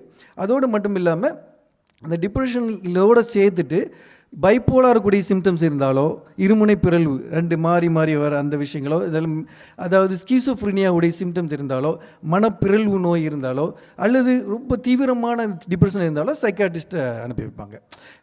நீங்கள் நினச்சிருக்கலாம் எல்லாமே ஜிபி, கவுன்சிலர், சைக்காலஜின்னு சொல்கிறீங்களா, உங்கள் வேலை தான் என்ன அப்படின்னு நீங்கள் நினச்சிருக்கலாம். ஆக்சுவலாக தீவிரமாக இருக்கிற பட்சத்தில் அல்லது காம்ப்ளெக்ஸாக இருக்கிற பட்சத்தில் சைக்காட்ரிஸ்ட்டை அனுப்பி வைப்பாங்க. அனுப்பி வச்சு சைக்காட்ரிஸ்ட்டும் உங்களை பயமுறுத்தலாம் மாட்டாங்க. ஆக்சுவலாக நாங்களும் வந்து சில நேரத்தில் வந்து மைல்டாக இருந்ததுன்னா நாங்களும் மருந்துகள் தரமாட்டோம். மைல்டாக இருந்ததுன்னா சைக்காலஜிஸ்ட் அனுப்பி வைப்போம், தேவையில்லாமல் என் மருந்து கொடுக்கணும் அப்படின்னு. அதே மாதிரி மருந்துகளை வச்சு பார்க்கும்போது எப்போவுமே ஒரு பயம் இருக்குது. மனநல மருந்துகள் வந்து நம்ம தூக்கத்திலே போட்டுரும், தூக்க மாத்திரை தான் தூக்கத்தில் போடும், ஆன்டி டிப்ரெஷனும் தூக்கத்தில் போடாது. அதெல்லாம் ஒரு மித்து. ஆக்சுவலாக அந்த காலத்தில் தூக்க மாத்திரையை கொடுத்துட்டு இருந்தாங்க. இப்போ எத்தனையோ ரிசர்ச் நடக்குது, ஃபண்டிங் வந்து எக்கச்சக்கமாக ஒதுக்குறாங்க சைக்காட்ரிக்கு. அந்த ஃபண்டிங் மூலமாக ரிசர்ச் நடந்து நிறைய புது மருந்துகள்லாம் வந்திருக்கு. ஸோ வந்து நமக்கு அடிக்ஷன் ஆயிரும், மருந்து போட்டால் நிறுத்த முடியாது அப்படிலாம், அதுவும் வந்து தவறு. அடிக்ஷன் கொடுக்கக்கூடிய விஷயங்கள் ஆல்கஹால் போன்றவை, தூக்க மாத்திரை போன்றவை, பெயின் கில்லர்ஸு, அவங்க தான் அடிக்ஷன் கொடுக்கும். கொக்கைனு, ஐஸு, அதெல்லாம் மருந்துகள் கிடையாது. எப்போ ஒரு பொருள் வந்து நம்மளுக்கு அடிக்ஷன் கொடுக்கணும், அந்த பொருளை நம்ம எடுத்த உடனே ஒரு கிக் கிடைக்குதோ அந்த பொருள் தான் அடிக்ஷன் கொடுக்கும். ஆன்டி டிப்ரெஷன் எடுத்தால் யாருக்குமே கிக்கெலாம் வராது, யாருமே சந்தோஷம் அடைய மாட்டாங்க. அது மெல்ல தான் நம்ம டிப்ரெஷனை சரி பண்ணும். எந்த பொருளுமே நமக்கு உடனே ஒரு கிக்கோ இல்லாட்ட உடனே ஒரு தூக்கத்தையே கொடுக்கலன்னா அந்த பொருள் நமக்கு அடிக்ஷனை கொடுக்காது, தைரியமே எடுக்கலாம். அதே மாதிரி எப்படி நமக்கு வந்து நோய் வந்து பிபி, பிளட் ப்ரெஷரு, டயபெட்டிஸ்லாம் நாள்பட்ட நோயாக இருக்குதோ, அல்லது நிமோனியா, ஃபீவர்லாம் வந்துட்டு போகிற நோயாக இருக்குது, அதே மாதிரி மனநோய்கள்லேயும் நாள்பட்ட நோய்களும் இருக்குது, வந்துட்டு போகிற நோய்களும் இருக்குது. அதில் எல்லா மனநோயும் நாள்பட்ட நோயின்னு எல்லோரும் நினச்சிக்கிறாங்க. அதனாலே டாக்டர்கிட்ட போகிறது கிடையாது. இந்த டாக்டர்கிட்ட போனால் நம்ம வாழ்நாள் ஃபுல்லாக அந்த டாக்டர் நம்ம நோயாளியாக ஆக்கிடுவார்னு தான் நிறைய பேர் நினச்சிட்ருக்காங்க. அப்படிலாம் கிடையாது. எங்களுக்கெல்லாம் சீக்கிரமாக உங்களை டிஸ்சார்ஜ் பண்ணணும், சீக்கிரமாக சரியாகணும் தான் எண்ணம். அதனால் சில நோய்கள் இப்போ ஒருத்தருக்கு ஒரு $100,000 ஃப்ராடில் ஒருத்தன் எடுத்துட்டான்னா அந்த மணி திருப்பி வந்துட்டுன்னா டிப்ரெஷன் சரியாயிரும். அவரெல்லாம் மருந்து ரொம்ப நாளாக போட தேவையில்லை. அதே மாதிரி ஒரு பிரச்சனை நடக்குது, குடும்பத்தில் ஒரு பிரச்சனை நடக்குன்னா டிப்ரெஷன் அது சரியாயிட்டுன்னா டிப்ரெஷன் சரியாயிரும். இந்த மாதிரி விஷயங்கள்னால நீங்கள் கவனமாக இருக்கணும். குழந்தைகளுக்கு டிப்ரெஷன் வந்ததுன்னா பொதுவாக நாங்கள் கவுன்சிலிங் தான் கொடுப்போம், டேப்லெட் முதல்ல கொடுக்க மாட்டோம். ஸ்கூல் கவுன்சிலரை இன்வால்வ் பண்ணுவோம், டீச்சரை இன்வால்வ் பண்ணுவோம், ஃபேமிலி மெம்பர்ஸ் எல்லாத்தையும் இன்வால்வ் பண்ணுவோம். அதே மாதிரி பெண்கள் முக்கியமாக கவனிக்க வேண்டியது போஸ்ட் நேட்டல் டிப்ரெஷன், அதாவது பேறுகாலத்துக்கு பிறகு வரக்கூடிய டிப்ரெஷன். பொதுவாக 80% பெண்களுக்கு போஸ்ட் நேட்டல் ப்ளூ ஏற்படும். அதாவது பேறுகாலத்துடைய அந்த தீவிரமான அந்த ஹார்மோனல் சேஞ்சஸ்னால போஸ்ட் நேட்டல் ப்ளூ வரும். அது எல்லாத்துக்கும் நடக்கக்கூடியது தான். டயர்டாக இருக்கும், தூக்கம், அந்த குழந்தை நைட்டில் அழுகுறதுனால தூக்கம் கெடும். அது டிப்ரெஷன் கிடையாது. ஆனால் ஒரு 10% பெண்களுக்கு தீவிர டிப்ரெஷன் வரும். அவங்களுக்கு தாய்ப்பால் கொடுக்கவே மனசு இருக்காது. கொடுக்க மாட்டாங்க, டயர்டாக இருப்பாங்க, அவங்க ரொம்ப சோர்ந்து போயிடுவாங்க, குழந்தையை கவனிக்க முடியாது, பாண்டிங் ஏற்படாது குழந்தைக்கும் தாய்க்கும். அந்த பாண்டிங் இப்போ நான் முதல்ல சொன்ன மாதிரி குழந்தை பிறந்த அடுத்த நொடியிலேருந்து 16 வயது வரைக்கும் உடைய அந்த அன்பு முக்கியம் இல்லையா? அப்போ அதில் டிஸ்டர்பண்ட் ஆகுதுனால அது ரொம்ப நம்ம கவனிக்கணும். போஸ்ட்நேட்டல் டிப்ரெஷனாக இல்லையான்னு சொல்லிட்டு பெரிநேட்டல் சைக்காட்ரின்னு ஒரு டிபார்ட்மெண்ட் உண்டு ஆஸ்திரேலியா எல்லா இடத்துலையுமே. அது நமக்கு ஒருவேளை அந்த மாதிரி தோணுச்சுன்னா அவங்கள நாடுறது நல்லது. அது போஸ்ட்நேட்டல் டிப்ரெஷன். அப்புறம் வந்து நெக்ஸ்ட் டிப்ரெஷன் வரதை எப்படி தடுக்கிறது அப்படின்னா, அதாவது பொதுவாக வந்து நல்ல ஒரு வாழ்க்கை முறை இருந்ததுன்னா வந்து நம்ம டிசிப்ளினான லைஃபு, நல்ல எக்ஸசைஸ்லாம் இருந்து ஒரு ரிலீஜியஸ் ஒரு அஃபிலியேஷன் இருந்ததுன்னா பொதுவாக தடுக்கலாம். ஆனால் இருந்தாலும் எப்படி வந்து மற்ற நோய்கள் வருதோ, இப்போ ரிலீஜியஸாக இருக்கிறவங்களுக்கு கேன்சர் வர தானே செய்யுது, ரிலீஜியஸாக இருக்கிறவங்க ஹார்ட் அட்டாக் அதே மாதிரி வரலாம். வந்ததுன்னா நம்ம அந்த ரிலீஜியாசிட்டி ப்ளஸ் உறவுகளை வந்து மேம்படுது. இந்த மாதிரி கேதரிங், இந்த சோஷியல் இன்ட்ராக்ஷன் இருக்கிறது வந்து நம்மளுடைய இந்த தாக்கத்தை குறைக்கும். தனிமையாக இருக்கிறவங்களுக்கு இருக்கிற தாக்கத்தை விட இந்த மாதிரி இணைந்து இருக்கிறவங்களுடைய தாக்கம் வந்து கம்மியாக இருக்குது. அந்த நோயுடைய தாக்கம் நோயிலையும் திருப்பி மீள்றதுக்கு வகையாக இருக்கும். அதனால் ஸோ அந்த பொதுவாக வந்து ஜெனட்டிக் ப்ரிடிஸ்போஷன் இருக்கிறவங்களுக்கு, அதாவது அவங்க குடும்பத்தில் டிப்ரெஷன், ஆங்ஸைட்டி, ஓசிடி, பைப்போலார் இருந்ததுன்னா அவங்களுக்கு திருப்பி வரதுக்கு வாய்ப்பு இருக்குது. அவங்க கூடுதலாக வந்து முயற்சி எடுக்கணும் டிசிப்ளின் லைஃப்பை வாழ்கிறதுக்கு. அதே மாதிரி பர்சனாலிட்டி டிஸார்டர்ஸ் இருக்கவங்களும் டிப்ரெஷன் திருப்பி வர வாய்ப்பு இருக்குது. அவங்களும் கொஞ்சம் எச்சரிக்கையாக இருக்கணும். அவங்களுக்கு ஏற்கனவே இப்போ முன்னாடி டிப்ரெஷன் வந்திருந்தால் திருப்பி வரதுக்கு வாய்ப்பு இருக்குது. அதே மாதிரி நான் சொன்ன மாதிரி ஜெலஸாக இருக்கிறது, அப்படி பொறாமை, அந்த மாதிரி குணங்களை இருந்ததுன்னா விட்டு ஒழிக்கிறது நல்லது. அதெல்லாம் வந்து நம்மளையே நம்ம காயப்படுத்திக்கிற மாதிரி, அந்த அம்புவே நம்மளே நம்ம ஏஞ்சிக்கிற மாதிரி அந்த மாதிரி விஷயங்கள். அது மாதிரி ரிலீஜியன் வந்து டெஃபினெட்லி நமக்கு வந்து ஈமானை பொறுத்தவரை, ஒரு இஸ்லாத்தை பொறுத்தவரை ஒருத்தர் யாராவது இறந்துட்டாங்கன்னா நம்ம வந்து இன்னா லில்லாஹி இன்னா இலைஹி ராஜின்னு சொல்லி யாரிடமோ இறைவனிடமே வந்தார், இறைவனிடமே திரும்பி செல்கிறான்னு சொல்லிட்டு அந்த க்ரீஃப் வந்து நமக்கு எவ்வளோ ஹெல்ப் பண்ணுது ஆக்சுவலாக. அது பெரிய, அதாவது வெள்ளக்காரங்களே நிறைய பேர் இங்கே ஆச்சரியமாக கேட்பாங்க, எப்படி டக்குன்னு வந்து இவங்க வெளியே வந்துடுறாங்க அப்படின்னு. அந்த டக்குன்னு சொல்லிட்டு அது அதே மாதிரி இன்னொன்று வந்து இஸ்லாத்தை பொறுத்தவரை நம்ம வந்து எனக்கே அந்த நோய் வந்தது, எனக்கே இந்த நோய் வந்ததுன்னு சொல்லிட்டு அந்த கவலைப்படுறதுலேருந்து மீள்றதுக்கு வழி வகுக்கிறது என்னென்னா, இது வந்து ஒரு சோதனை. இந்த நம்ம என்ன நம்புகிறோன்னா, இந்த உலகம் வந்து நமக்கு சோதனையான உலகம், மறு உலகம் தான் வந்து பெருமனான உலகம் நம்புகிறேன். அது வந்து ஒரு கான்செப்டை நம்ம எடுத்துக்கலாம். அதே மாதிரி வந்து கண்ணதாசன் சொல்கிற மாதிரி ஆக்சுவலாக ஒரு பாட்டில் சொல்லுவார். என்ன சொல்லுவார்னா, உனக்கும் கீழே உள்ளவர் கோடி நினைத்து பார்த்து நிம்மதி நாடு அப்படின்னு சொல்லுவார். அதே மாதிரி முஹம்மது நபி ஸல்லல்லாஹு அலைஹி வஸல்லம் ஹதீதில் கூட இதே இதை வந்து ஹதீதிலையும் சொல்லியிருக்காங்க. உனக்கு கீழே உள்ளவங்களே எப்போவுமே பாருங்கள், மேலே உள்ளவங்களை பார்த்து பொறாமப்படாதீங்க அப்படிங்கிறது மாதிரி. அதுமாதிரி திருக்குறளில் கூட திருவள்ளுவர் கூட சொல்லியிருக்காரு. அந்த கடைசி ஸ்லைட் போங்க.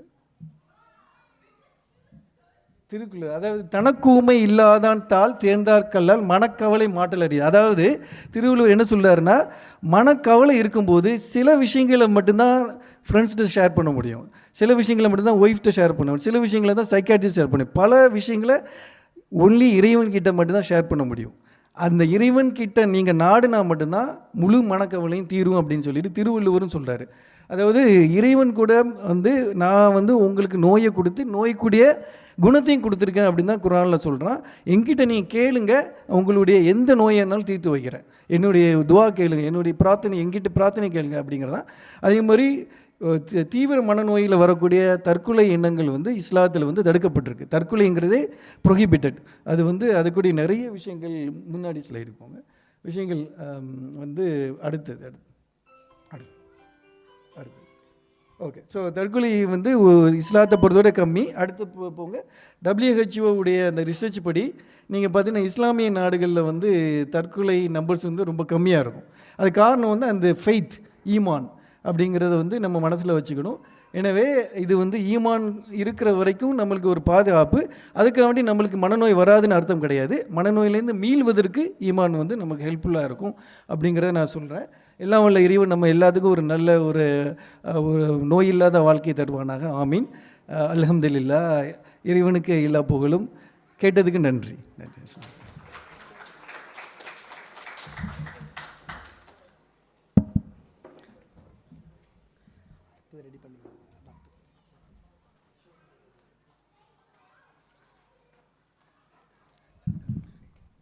மிக்க நன்றி டாக்டர்.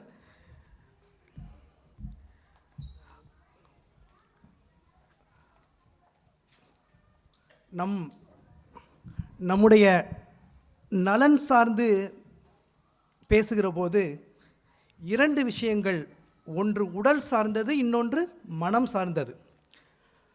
உடலுக்கு செலுத்துகிற அக்கறையை நாம் மனத்துக்கு செலுத்துகிறோமா என்கிற கேள்வியை நம்மிடையே எழுப்பிச் சென்றிருக்கிறார் மருத்துவர் அவர்கள். அவர்களுடைய புத்தக அந்த புத்தக விமர்சன கூட்டத்தில் கூட நான் சொன்னேன், வள்ளுவர் குறிப்பிடுகிறார், மனத்துக்கண் மாசில நாதல் அதுதான் தலையானது, மீதமுள்ள அனைத்து அரண்களும் நீரபிற, அத்தனை முக்கியமானது அல்ல. மனத்துக்கண் மாசிலன், மனத்தில் மாசு அகற்றுவதுதான் மிக முக்கியமானது. தமிழர் மரபை பார்த்தால் கூட 400 பாடல்கள் அகத்திற்கும் புறத்திற்கும், அகநானூறு புறநானூறு, சமமான முக்கியத்துவம் மனத்துக்கும் தரப்பட்டிருப்பது தான் தமிழர் பண்பாடு. அதை அவர்கள் மிகுந்த நேரம் எடுத்து நமக்கு புரியும் வகையில், நிறைய டெக்னிக்கல் டேர்ம்ஸ் இருந்தாலும் கூட நமக்கு புரிகிற வகையில் எளிதாக நமக்கு விளக்கினார்கள். மிக்க நன்றி. அவருடைய புத்தகம் அகக்கண்ணாடி என்கிற ஒரு புத்தகம் இருக்கிறது. அதிலே அவர்கள் எழுதுகிற போது மிகவும் நகைச்சுவையாக நாம் வாசிப்பதற்கு ஏற்ற வகையில் புத்தகம் எழுதியிருக்கிறார்கள். உங்களை எல்லாம் அவர்களுடைய புத்தகத்தை வாசிக்க வேண்டும் என்று நான் கேட்டுக்கொள்கிறேன். அடுத்ததாக சிறு விளம்பர இடைவேளை. நம்முடைய நிகழ்ச்சிக்கு அனுசரணை ஸ்பான்சர்ஷிப் தந்திருக்கிறார்கள் லிட்கமிலே இருக்கக்கூடிய இந்தியன் ஹைப்பர் மார்க்கெட். நாமெல்லாம் வழக்கமாக செல்லக்கூடிய கடைதான் என்றாலும் சிறப்பு அழைப்பு இந்த நிகழ்ச்சி மூலம் உங்களுடைய மளிகை தேவைகளை நாம் இந்த கடையில் செய்து கொள்ளலாம். கேட்டு சொல்லுவேன், சொல்லலாம். அடுத்ததாக சின்ன நிகழ்ச்சி நிரல். முதல் நிகழ்ச்சியாக நாம் மருத்துவர் டாக்டர் ரைஸ் இஸ்மாயில் அவர்கள் பேசியதை கேட்டோம். அடுத்ததாக நம்மிடையே வருகை தந்திருக்கக்கூடிய டாக்டர் யசோதா அவர்களையும் அவர்களோடு வந்திருக்கக்கூடியவர்களையும் வருக வருக என வரவேற்கிறோம். Welcome doctor. அவர்கள் நம்மிடையே அடுத்து பேசுவார்கள். அவர்கள் பேசி முடித்த பிறகு நம்மிடையே பிங்சாரி இன்கார்பரேஷனிலிருந்து 2 சகோதரிகள் வருகை தந்திருக்கிறார்கள். அவர்களையும் வருக வருக என வரவேற்கிறோம். அடுத்ததாக அவர்கள் பேசுவார்கள். இந்த 3 சிறப்பு அழைப்பாளர்களுடைய பேச்சும் முடிந்த பிறகு கேள்வி பதில் நிகழ்ச்சி இருக்கிறது. பொதுவான கேள்வி பதில் நிகழ்ச்சி இங்கும், பெண்களுடைய கேன்சர் சம்பந்தப்பட்ட Q&A கேள்வி பதில்கள் பெண்கள் பகுதியிலும் நடைபெறும். கேள்வியினுடைய அந்த தன்மையை பொறுத்து 2 மருத்துவர்களில் யாராவது ஒருவர் பதிலளிப்பார்கள். மனநலம் சார்ந்த கேள்விகளுக்கு டாக்டர் ரைஸ் அவர்களும், இன்னும் பிற கேள்விகளுக்கு டாக்டர் யசோதா அவர்களும் பதிலளிப்பார்கள். அது அடுத்ததாக கேள்வி பதில் நிகழ்ச்சி. அதனைத் தொடர்ந்து நம்மிடையே சவுத் கிரான்வில் அதனுடைய councillor Cumberland councillor doctor brother Ahmed Auf அவர்கள் நம்மிடையே வருகை தர இருக்கிறார்கள். அவர்களுடைய பேச்சு, அதனைத் தொடர்ந்து நவம்பர் 2024 பரிசளிப்பு விழா, நன்றி அறிவித்தல் ஆகிய இத்தனை நிகழ்ச்சிகள் தொடர்ந்து நடைபெறும். இறுதியாக மகரிப் தொழுகையோடு நம்முடைய நிகழ்ச்சி நிறைவு பெறும் என்பதை அறிவித்துக் கொள்கிறோம். அடுத்ததாக டாக்டர் யசோதா அவர்களை பேச அழைக்கிறேன். அவர்களை பற்றிய ஒரு சிறு முன்னுரை குறிப்பு.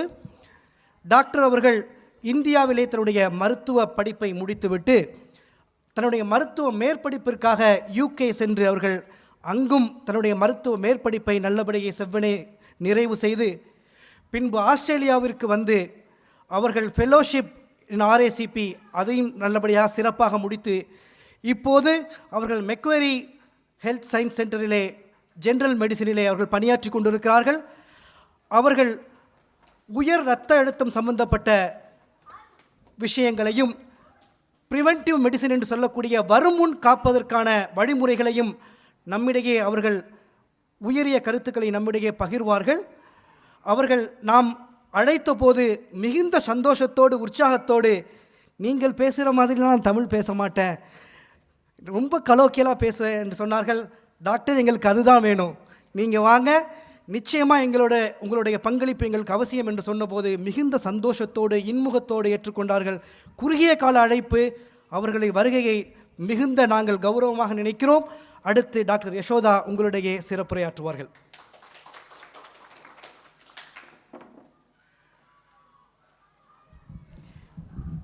எல்லோருக்கும் வணக்கம்.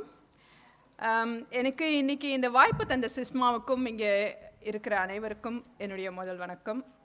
நவம்பர் மாதத்தில் நடம்பரில் பங்கு கொண்ட எல்லாருக்கும் வாழ்த்துக்களை சொல்லி நான் இந்த பேச்சை தொடர்கிறேன். இன்ட்ரோடக்ஷன் கொடுத்த மாதிரி நான் பெங்களூர்லேயே தான் பிறந்து வளர்ந்தது. தமிழ், ஆனால் பிறந்து வளர்ந்தது எல்லாமே பெங்களூர். தமிழ்நாட்டில் எங்கள் சொந்தக்காரர் இருப்பாங்க, லீவுக்குன்னு போனால் ஒரு வாரம். ஸோ என்னுடைய தமிழ் இப்போ இத்தனை பேர் பேசுனதுல சுத்தமான தமிழ் இருக்காது. நான் அதை தான் பார்த்துட்டு இருந்தேன். ஐயோ பயந்துட்டேன், நான் என்னடா பேசிட்டேன், இவங்க இவ்வளோ சுத்தமாக பேசிகிட்டு இருக்காங்களேன்னு சொல்லிட்டு. But at the end of the day எனக்கு என்னென்ன வார்த்தைகள் ஒரு மற்றவங்களுக்கு நம்மளுடைய உணர்வுகளையும் நம்மளுக்கு தெரிந்த ஒரு நாலேஜை ஷேர் பண்ணுற ஒரு கம்யூனிகேஷன் டூல். அப்படி பார்த்தோம்னா பேச்சே வராதவங்க கூட பேசுகிறாங்க. ஸோ தமிழா, தெலுங்குவா, ஹிந்தி, ஆஸ்திரேலியன் லாங்குவேஜா, இங்கிலீஷ், அது ரொம்ப it is a secondary thing. Okay, ஒரு மனுஷனுக்கு மனுஷனுடைய ஃபீலிங்ஸை புரிஞ்சிக்கணும். அவங்களுக்கு கஷ்டமான நேரத்தில் உதவுற ஒரு குவாலிட்டி இருந்தாவே அதுதான் முக்கியமான இதுன்னு நான் நினைக்கிறேன். பட் எனிவே, இன்னொன்று நான் என் டாபிக் ஒபேசிட்டி, உடல் பருமன். நான் ஏன் திரும்ப கேட்டாங்க என்ன டாபிக் பேசலான்னு. நான் சொன்னேன், நான் இன்டர்னல் மெடிசன் ஃபிசிஷியன். என்கிட்ட நீங்கள் என்ன வேணாலும் கேட்கலாம். நான் தொடர்ந்தேன்னா 3 நாள் விடாமல் மேரத்தானே போகலாம். நீங்கள் பண்ண நடம்பர் ஃபுல்லு டிசம்பர் வரைக்கும் போகும். ஓகேயா? ஸோ அது நான் சொல்ல போனால் அப்படி இருக்கும். பட் நான் எதுக்கு இந்த டாபிக் சூஸ் பண்ணேன்றது ஒரு காரணம் இருக்குது. நவம்பரில் நீங்கள் நடம்பர் பண்ணீங்க, ஸோ நீங்கள் வாக்கத்தான் பண்ணீங்க. அதை நான் என்கரேஜ் பண்ண ஒரு டாபிக் தேவைன்னு சொல்லி தான் நான் ஒபேசிட்டி அப்படின்ற ஒரு டாபிக் எடுத்தேன். ஒபேசிட்டினா என்ன அப்படின்னு பார்த்தீங்கன்னா, நம்ம ஒரு சாதாரண பேச்சில் சொன்னோம்னா அவன் குண்டாக இருக்கான், இல்லைப்பா அது கொஞ்சம் ஓவர் வெயிட்டு, அது கொஞ்சம் அப்படியே ஒரு 2 சுத்து நிறைய இருக்கிற மாதிரி இருக்குதுன்னு சொல்லுவோம். நாங்கள் இது மெடிக்கல் டேர்மில் ஒபேசிட்டின்னு சொல்லி விட்டுடுறோம். ஓகேயா? ஒபேசிட்டின்னு சொன்னப்போ அதுக்கு பல காரணங்கள் உண்டு. ஏன் ஒபேசிட்டி வருது, இல்லை நம்ம வெயிட்டை கூடுதலாக போடுறோன்னா எதுக்குன்னுட்டு. ஹார்மோன்ஸ் இருக்கலாம். இப்போது டாக்டர் இஸ்மேல் சொன்ன மாதிரி டிப்ரெஷன், அது ஒரு காரணமாக இருக்கலாம். பட் நான் ரொம்ப மெடிக்கல் டேர்மாக இல்லாமல் நம்ம நடைமுறையால் ஒரு டிசீஸை எப்படி ப்ரிவென்ட் பண்ணக்கூடும் அப்படின்றதுனால தான் இந்த டாபிக் எடுத்திருக்கேன். Next slide please. தேங்க்யூ. இப்போது ஒபேசிட்டியை மெஷர் பண்ணணுன்னா நிறைய டூல்ஸ் இருக்குது. அதில் மெயினாக இப்போ நம்ம வீட்டில் இருக்கோம். இப்போ நான் ஒபேசிட்டியா இல்லையா, எனக்கு ஓவர் வெயிட்டாக இல்லையா தெரிஞ்சுக்கணும்னா நான் டாக்டர்கிட்ட போக முடியாது. ஓகேயா? நான் வீட்டில் டெய்லி நான் பண்ணுற ருட்டீனில் என்னால் என் வெயிட்டை குறைக்க முடியுமா, இல்லை அதிகம் ஆகிட்டு போகிறேனான்னு தெரியணும். அதுக்கு மெயினாக எப்படி பண்ண முடியலாம்? மெயினாக 3 டூல்ஸ் நாங்கள் யூஸ் பண்ணுறோம்.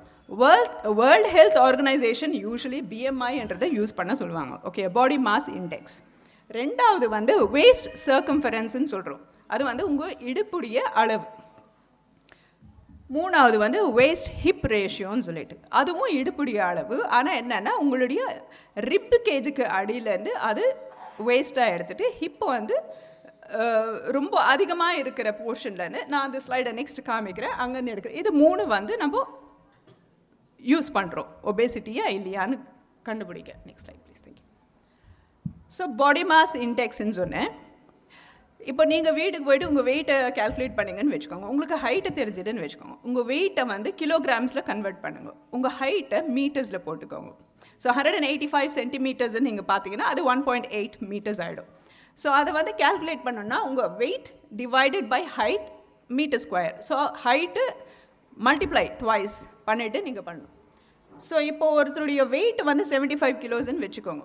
அவங்களுடைய ஹைட் 1.8 அப்படின்னா அந்த கேல்குலேஷனை யூஸ் பண்ணிங்கன்னா அவங்களுடைய பிஎம்ஐ 23. ஸோ இந்த 23 நீங்கள் வீட்டுக்கு போனீங்க, இன்றைக்கி நைட்டு நீங்கள் எல்லாம் இந்த ப்ரோக்ராம் முடிஞ்சிட்டு போனால் ஃபஸ்ட்டு வேலை இதை தான் பண்ணணும் இல்லையா? சண்டே மார்னிங் ஃபஸ்ட் திங் எல்லோரும் உங்கள் பிஎம்ஐயை கேல்குலேட் பண்ணிவிடுங்க. ஓகேயா? கேல்குலேட் பிஎம்ஐ பண்ணிவிட்டு யூ ஜஸ்ட் சி உங்களுடைய ரேஞ்ச் என்ன. இப்போ இந்த 23 நம்மளுக்கு வந்தது. 23 நார்மலாக இல்லை இல்லையான்னு பார்ப்போம். Next slide please. ஸோ இங்கே பார்த்தீங்கன்னா நடுவில் இந்த 18.5லேருந்து 25 அதுதாங்க நார்மல். அதுக்கு கீழே இருந்தாலுமே அது நார்மல் கிடையாது. ஓ நான் ரொம்ப மெலிசாக இருக்கேன் அப்போ நான் எல்லாம் ரொம்ப நல்லா இருப்பேன் அப்படின்னீங்கன்னா இல்லை, அதுவும் கிடையாது. ஓகேயா? ஸோ 18.5க்கு கீழே வந்தீங்கன்னா அது அண்டர் வெயிட்னு சொல்லுவோம் நாங்கள். ஸோ இப்போ 25 to 30 நாங்கள் அதிகமாக ஒபேசிட்டின்னு சொல்ல மாட்டோம், ஆனால் ஓவர் வெயிட். இப்போ நீங்கள் அந்த ரேஞ்சில் வந்தீங்கன்னா you still have a chance. நீங்கள் உங்கள் வாழ்க்கையின் நடைமுறைகளை நீங்கள் மாற்றம் வந்து நீங்கள் அதுக்கு தேவையான சேஞ்சஸை நீங்கள் எடுத்துட்டிங்கன்னா நீங்கள் நார்மல் ரேஞ்சுக்கு வரலாம். ஓகே, எக்ஸ்ட்ரீம் ரேஞ்சு அந்த 30லேருந்து, ஸோ எல்லாமே அந்த ஆரேஞ்சிலேருந்து ரெட்டுக்காக போகிறது வந்து it is a high risk. உங்களுக்கு இல்லாத வியாதிங்கள்லாம் வர்றதுக்கு நிறைய வாய்ப்பு உண்டு. ஸோ அதனால தான் இட் இஸ் வெரி இம்பார்ட்டண்ட் உங்கள் பிஎம்ஐ நீங்கள் கேல்குலேட் பண்ணிவிட்டு நீங்கள் எந்த ரேஞ்சில் வரீங்கன்னு பார்த்துக்கோங்க. Okay, next please. Waste circumference இது வந்து ஆண்களுக்கு வேறு பெண்களுக்கு வேறு. ஸோ வேஸ்ட் சர்க்கம்ஃபரன்ஸ் இப்போ இந்த இமேஜில் பார்த்த மாதிரி நீங்கள் உங்கள் வேஸ்ட்டை நீங்கள் மெஷர் பண்ணணுன்னு போட்டிருக்கேன். ஸோ அதில் பார்த்தீங்கன்னா ஆண்களுக்கு 94க்கு உள்ளே இருந்தால் நல்லது, பெண்களுக்கு 80க்கு கீழே, அது சென்டிமீட்டர்ஸில். ஓகேயா? அது நார்மல். இப்போ ஆண்களுக்கு 102 அதுக்கு மேலே போனால் it is almost obesity level. அதே மாதிரி பெண்களுக்கு மோர் தென் 88 போனாக்கா அவங்களுக்கு வியாதிகள் வர வாய்ப்பு அதிகம். Next please. இது இன்னொன்று நான் 3ஆவதாக சொன்ன ரேஷியோ, வேஸ்ட் ஹிப் ரேஷியோன்னு. ஸோ நீங்கள் பார்த்தீங்கன்னா இப்போது நான் வந்து உண்மையாக சொல்லணுன்னா நான் இங்கே வரதுக்கு முன்னாடி இந்த வார்த்தைகளுக்கு எல்லாம் தமிழில் கூகுள் டிரான்ஸ்லேட் போட்டு பார்த்தேன். ஸோ அதனால இவ்வளவு பேச முடியுதுன்னு சொல்லணும், thanks to Google translation. But என்ன சொல்லுங்க, வேஸ்ட் ஹிப் ரேஷியோன்னு நான் 40 வாட்டி போட்டேன். வேஸ்ட்டும் இடுப்பு தான் சொல்லிச்சு, ஹிப்பையும் இடுப்புன்னு தான் சொல்லிச்சு. நான் இல்லை, வேஸ்ட் ஹிப் ரேஷியோன்னா இடுப்புக்கு இடுப்பு ரேஷியோன்னு போடுது. நான் என்னதான் சொல்லுவேன் உங்களுக்கு, நான் ஓகே கூகுளில் படத்தையாவது தேடுவோம், அப்போ இதுதான் வேஸ்ட் இதுதான் ஹிப்புன்னு சொல்கிறோன்னுட்டு அதனால தான் உங்களுக்காக இது போட்டேன். ஸோ நாளைக்கு என்ன கேட்காதீங்க என்ன இது ஹிப் டு ஹிப்புன்னு வருமே. ஸோ வேஸ்ட்டு ஹிப் இந்த ரேஷியோவை பார்க்கணும். ஸோ நீங்கள் அதை மெஷர் பண்ணாலுமே ஸோ உங்களுக்கான கேல்குலேஷன் அங்கே.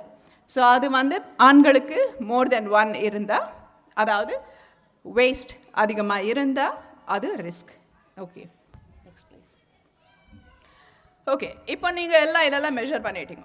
ஓகேயா? நம்ம மோட்டான்னு தெரிஞ்சதுன்னு வச்சுக்கோங்க. பட் அதுலேயும் ஒரு டிஃப்ரென்ஸ் இருக்குங்க. நீங்கள் பேரிக்காய் போல் இருக்கிறீங்களா இல்லை ஆப்பிள் போல் இருக்கிறீங்களான்னு ஒன்று தெரிஞ்சுக்கணும். இது ஏன் ஆப்பிள் விலை ரொம்ப அதிகம், பேரிக்காய் சீப் அப்படின்னு நம்ம நினைக்கலாம். அப்படி இல்லை.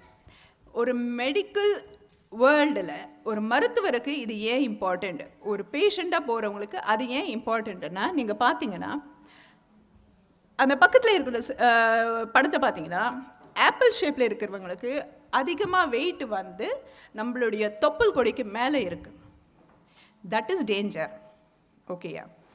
இப்போ தொப்புள் கொடிக்கு கீழே வந்து உங்களுடைய வெயிட் அதிகமாக இருக்குன்னா அது ஓரளவுக்கு ஓகே, இட்ஸ் நாட் கம்ப்ளீட்லி இல்லைன்னு இல்லை, ஒரு டேஞ்சர் இருக்குது. பட் அது ஒரு அளவுக்கு ஓகே. பட் உங்களுடைய வெயிட் அதிகமாக தொப்புள் கொடிக்கு மேலே இருந்தால் அது கொஞ்சம் அதிகமான டேஞ்சர். இந்த படம் பார்த்துருக்கீங்களா இல்லையா? அதிகமாக பார்த்துருப்போம். யாரும் பார்க்கலையா? இஞ்சி இடுப்பழகின்னு. சாரி, அப்போ நான் ராங் ஸ்லைட், நான் ரொம்ப கொடுத்து இல்லை படம் பார்த்துருப்பாங்கன்னு யோசித்து போட்டேன். ஓகே, இல்லாட்டியும் நீங்கள் போய் பார்க்கலாம். It is a very nice comedy movie. பார்க்காதவங்களுக்கு அது ஒரு நல்ல ஒரு டைம் பாஸ். ஆனால்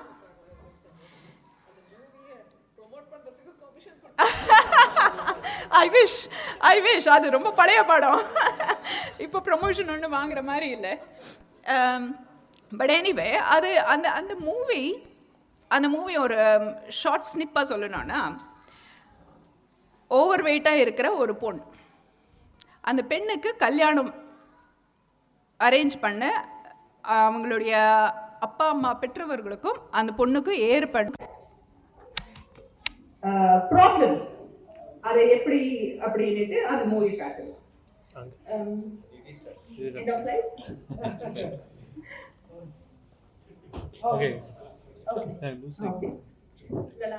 அனுஷ்காவை கூப்பிடணுமா அது அவங்க வந்து ரொம்ப ஓடிட்டாங்க போல, அதனால ஃபுல்லாக ஓடிட்டாங்க.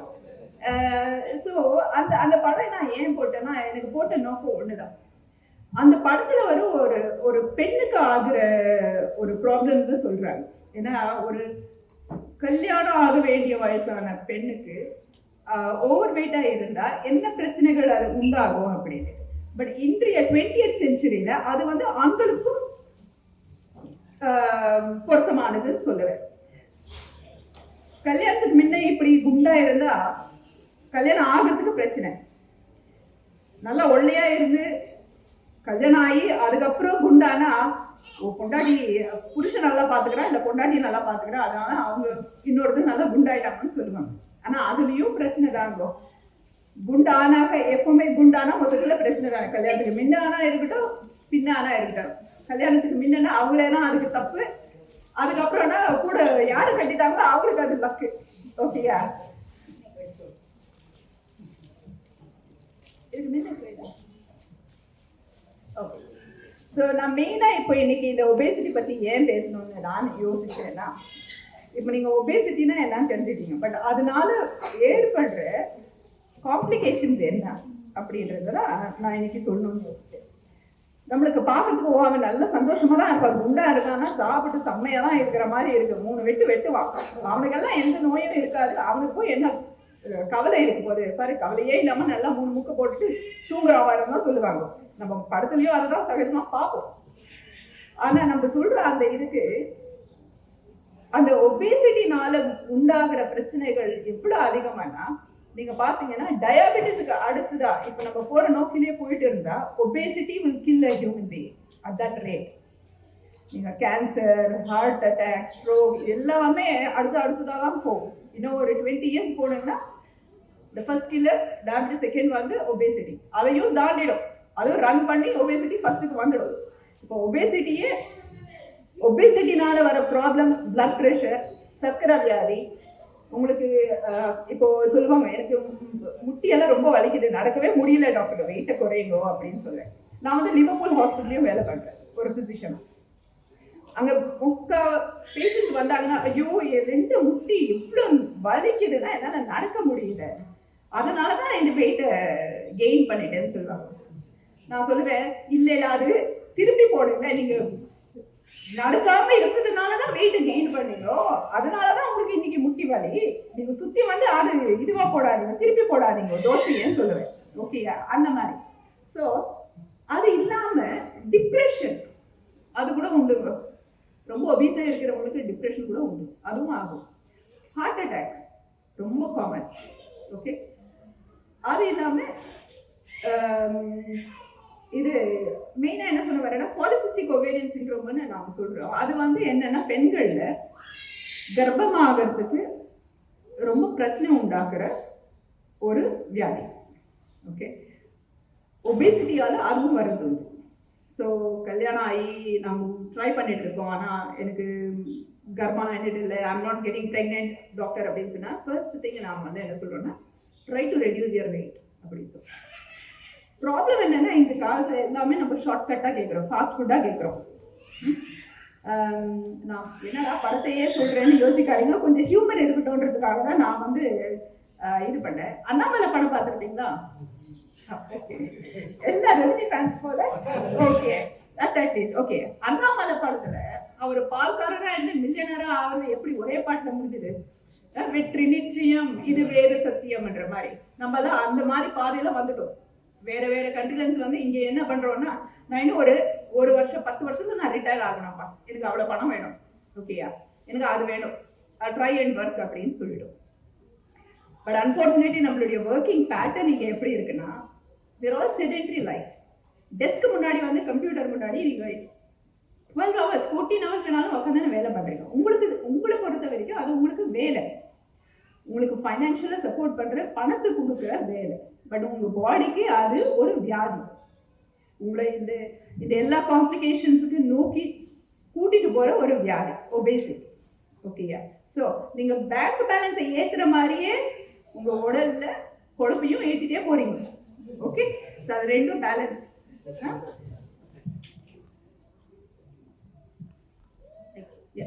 ஸோ எதால ஒபேசிட்டி, நான் ஸ்டார்டிங்ல சொன்ன மாதிரி ஒபேசிட்டிக்கு நிறைய ரிஸ்க் ஃபேக்டர் உண்டு. ஹார்மோன் இம்பேலன்ஸ், டிப்ரெஷன், மற்றது ஜெனட்டிக்காவும் உண்டு. இப்போ சில பேர் சொல்லலாம், எங்கள் வீட்டில் நாங்கள் எல்லாருமே ரொம்ப செம்ம குண்டு தாங்க. அந்த செம்ம குண்டு ஜெனட்டிக் ஃபேக்டர் ஒரு 10% கொடுக்கலாம். மற்ற 90% நீங்களா என்ன பண்ணுறீங்களோ அதுதான். 10% எஸ் உங்கள் ஃபேமிலி ஹெரிடிட்டியாக இருக்கலாம். மற்ற 90% நீங்களா உங்கள் மனசை நீங்கள் தேத்திட்டு இல்லை நான் இதை பண்ணணும்னு பண்ணால் உங்களால் முடியும். எதால ஆகுது ஒபேசிட்டினா இம்பேலன்ஸ், வெயிட் எனர்ஜி இம்பேலன்ஸ். இப்போ நீங்கள் சாப்பிட்ற சாப்பாடு அது ஒரு 2000 கேலரிஸ் உங்களுக்கு அது ப்ரொவைட் பண்ணுதுன்னா நீங்கள் அதை வந்து செலவழிக்கணும். சேம் இப்போ பேங்க் பேலன்ஸ் மாதிரி தான். நீங்கள் போடுற சேலரி எல்லாம் அதை போட்டுட்டு நீங்கள் யூஸே பண்ணாமல் இருந்தால் சேவிங்ஸ் அதிகமாகிட்டே போகும். அது நல்லது, தட் இஸ் குட். பட் அதே மாதிரி நான் சாப்பிட்ற சாப்பாடு இருந்தால் வயிற்றுக்குள்ளே போயிட்டே இருந்தால் அது கொழுப்பாக தான் சேரும். நான் உக்காந்த இடத்த வீட்டை விட்டு போக மாட்டேன், உக்காந்த இடத்துல இருந்து நகர மாட்டேன்னா அது கொழுப்பு அங்கேயே தான் இருக்கும். அந்த கொழுப்பை நீங்கள் கொஞ்சமாவது செலவழிக்கணும். செலவழிக்கணும்னு நீங்கள் உங்கள் உடல் செயலில் ஈடுபடணும். இப்போ சில பேர் கேட்கலாம், இது ஏன் இது ஒரு 20 இயர்ஸுக்கு முன்னாடி எல்லாம் இது ஒரு வியாதியாவே இருக்குல்ல? அப்படி வியாதியா இருந்தாலுமே இதெல்லாம் வெறும் டெவலப்டு கண்ட்ரீஸ்ல தாங்க இருந்தது. அமெரிக்கா, ஆஸ்திரேலியா, யூகே இந்த மாதிரி கண்ட்ரீஸ்ல தான். நான்லாம் வந்து ஃபர்ஸ்ட் இந்தியாவிலேருந்து யூகேக்கு போனப்போ பார்த்தேன்னா என்னை சுற்றி இருக்கிறவங்க எல்லாருமே நான் நினைச்சேன் எங்கள் வீட்டில் சாப்பாடே போடாமல் வளர்த்துட்டாங்களோ என்னமோ. அவங்களாம் செம்ம பர்சனாலிட்டி, ஹைட்டும் வெயிட்டும் எல்லாமே. அவங்களெல்லாம் பார்த்தா அது பக்கத்தில் நின்று நம்ம தான் எங்கேயோ எதுவுமே சாப்பாடு இல்லாத வீட்டிலேருந்து வந்த மாதிரி இருக்கும். ஓகே, பட் அதெல்லாம் பார்த்துட்டு இப்போ நான் பார்க்குற பேஷண்ட்ஸ் இதில் பார்த்தேன்னா நம்ம ஆட்களிலுமே coming from India, Pakistan, subcontinent, Sri Lankans எல்லாருமே அதையும் பார்க்குறேன். they're all turning into obese people. they're all becoming overweight.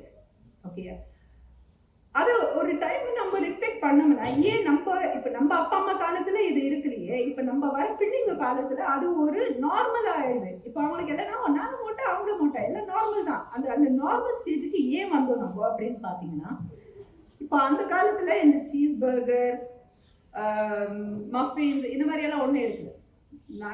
நம்மளுடைய ஸ்டேபிள் ஃபுட்டு எல்லாம் காய்கறிகள், உங்க பிரெட், ரைஸ், அதெல்லாம். அது இல்லாம இந்த காய்கறி எல்லாம் நம்ம வாங்கினோம்னா கடைக்கு போகும். இப்போ நீங்க ஒன்றும் இல்லை, என்னது ஜொமேட்டோ, ஸ்விக்கி, டோர்டாஷ், ஊபர் ஈட்ஸ் கால் பண்ணால் உங்கள் காய்கறி கூட வீட்டுக்கே வந்துடும். ஓகே, ஸோ அந்த செடென்ட்ரி லைஃப் ஸ்டைல் நீங்கள் பாருங்கள், அது எவ்வளோ மாற்றம் இருக்குது. என்ன ஒரு 20-25 இயர்ஸ்லேயே இது மாற்றம். இன்னும் நெக்ஸ்ட் 25 இயர்ஸுக்கு பார்த்தீங்கன்னா அந்த ஊபர்லேருந்து வந்த இதில் கூட robots will be coming out. Elon Musk is bringing robots will feet your kids. அதை பிளேட்டை எடு, சாப்பாடை போடுன்னு நம்ம சொல்ல கூட வேண்டாம், நினைச்சு பார்த்தோம்னா robot will bring and feed. அந்த இதுக்கு போயிட்டு இருக்கோம், அந்த ஜென்ரேஷனுக்கு போயிட்டு இருக்கோம் நம்ம. ஸோ இப்போ யூஸ்வலா ஒரு நாளைக்கு ஒரு மனுஷனுக்கு தேவையான கேலரிஸ் எவ்வளோ? நீங்க இந்த டேபிள் பார்த்தீங்கன்னா நிறைய இருக்கு. பட் ஒரு ஆவரேஜ் கேலரிஸ் எவ்வளோ தேவைன்னா 2000 கேலரிஸ் தான் தேவைப்படும். ஒரு மேல் ஒரு ஃபீமேல், ஆணாகட்டும் பெண்ணாகட்டும், தேவையான ஒரு கேலரி லெவல் வந்தீங்கன்னா 2000 கேலரிஸ் தான். நீங்க இந்த ஷாப்பிங் மார்க்கெட் எல்லாம் போனீங்கன்னா பின்னாடி நியூட்ரிஷனல் ஃபேக்டர் இருக்கும், அதோட சேர்த்து கேலரிஸும் இருக்கும். ஸோ நீங்க அந்த கேலரிஸை கால்குலேட் பண்ணலாம். உங்களுக்கு பிடிக்கலையோ சாப்பாடு பற்றி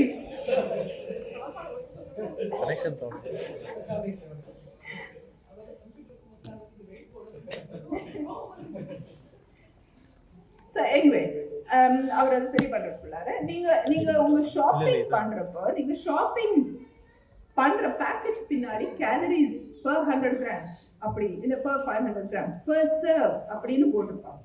ஸோ நீங்க அதை கேல்குலேட் பண்ணலாம். வாங்குறப்பவே நீங்க அதை ஹை கேலரி ஃபுட்டா லோ கேலரி ஃபுட்டான்னு கேல்குலேட் பண்ணலாம். ஓகே, நீங்க அதை வச்சு கேலரிஸ் மட்டும் இல்லாம ப்ரோட்டீன்ஸையும் பார்க்கலாம். ஸோ நம்மளுக்கு தேவையானது அதிகமான ப்ரோட்டீன்ஸ், குறைவான gallery to just maintain your daily input.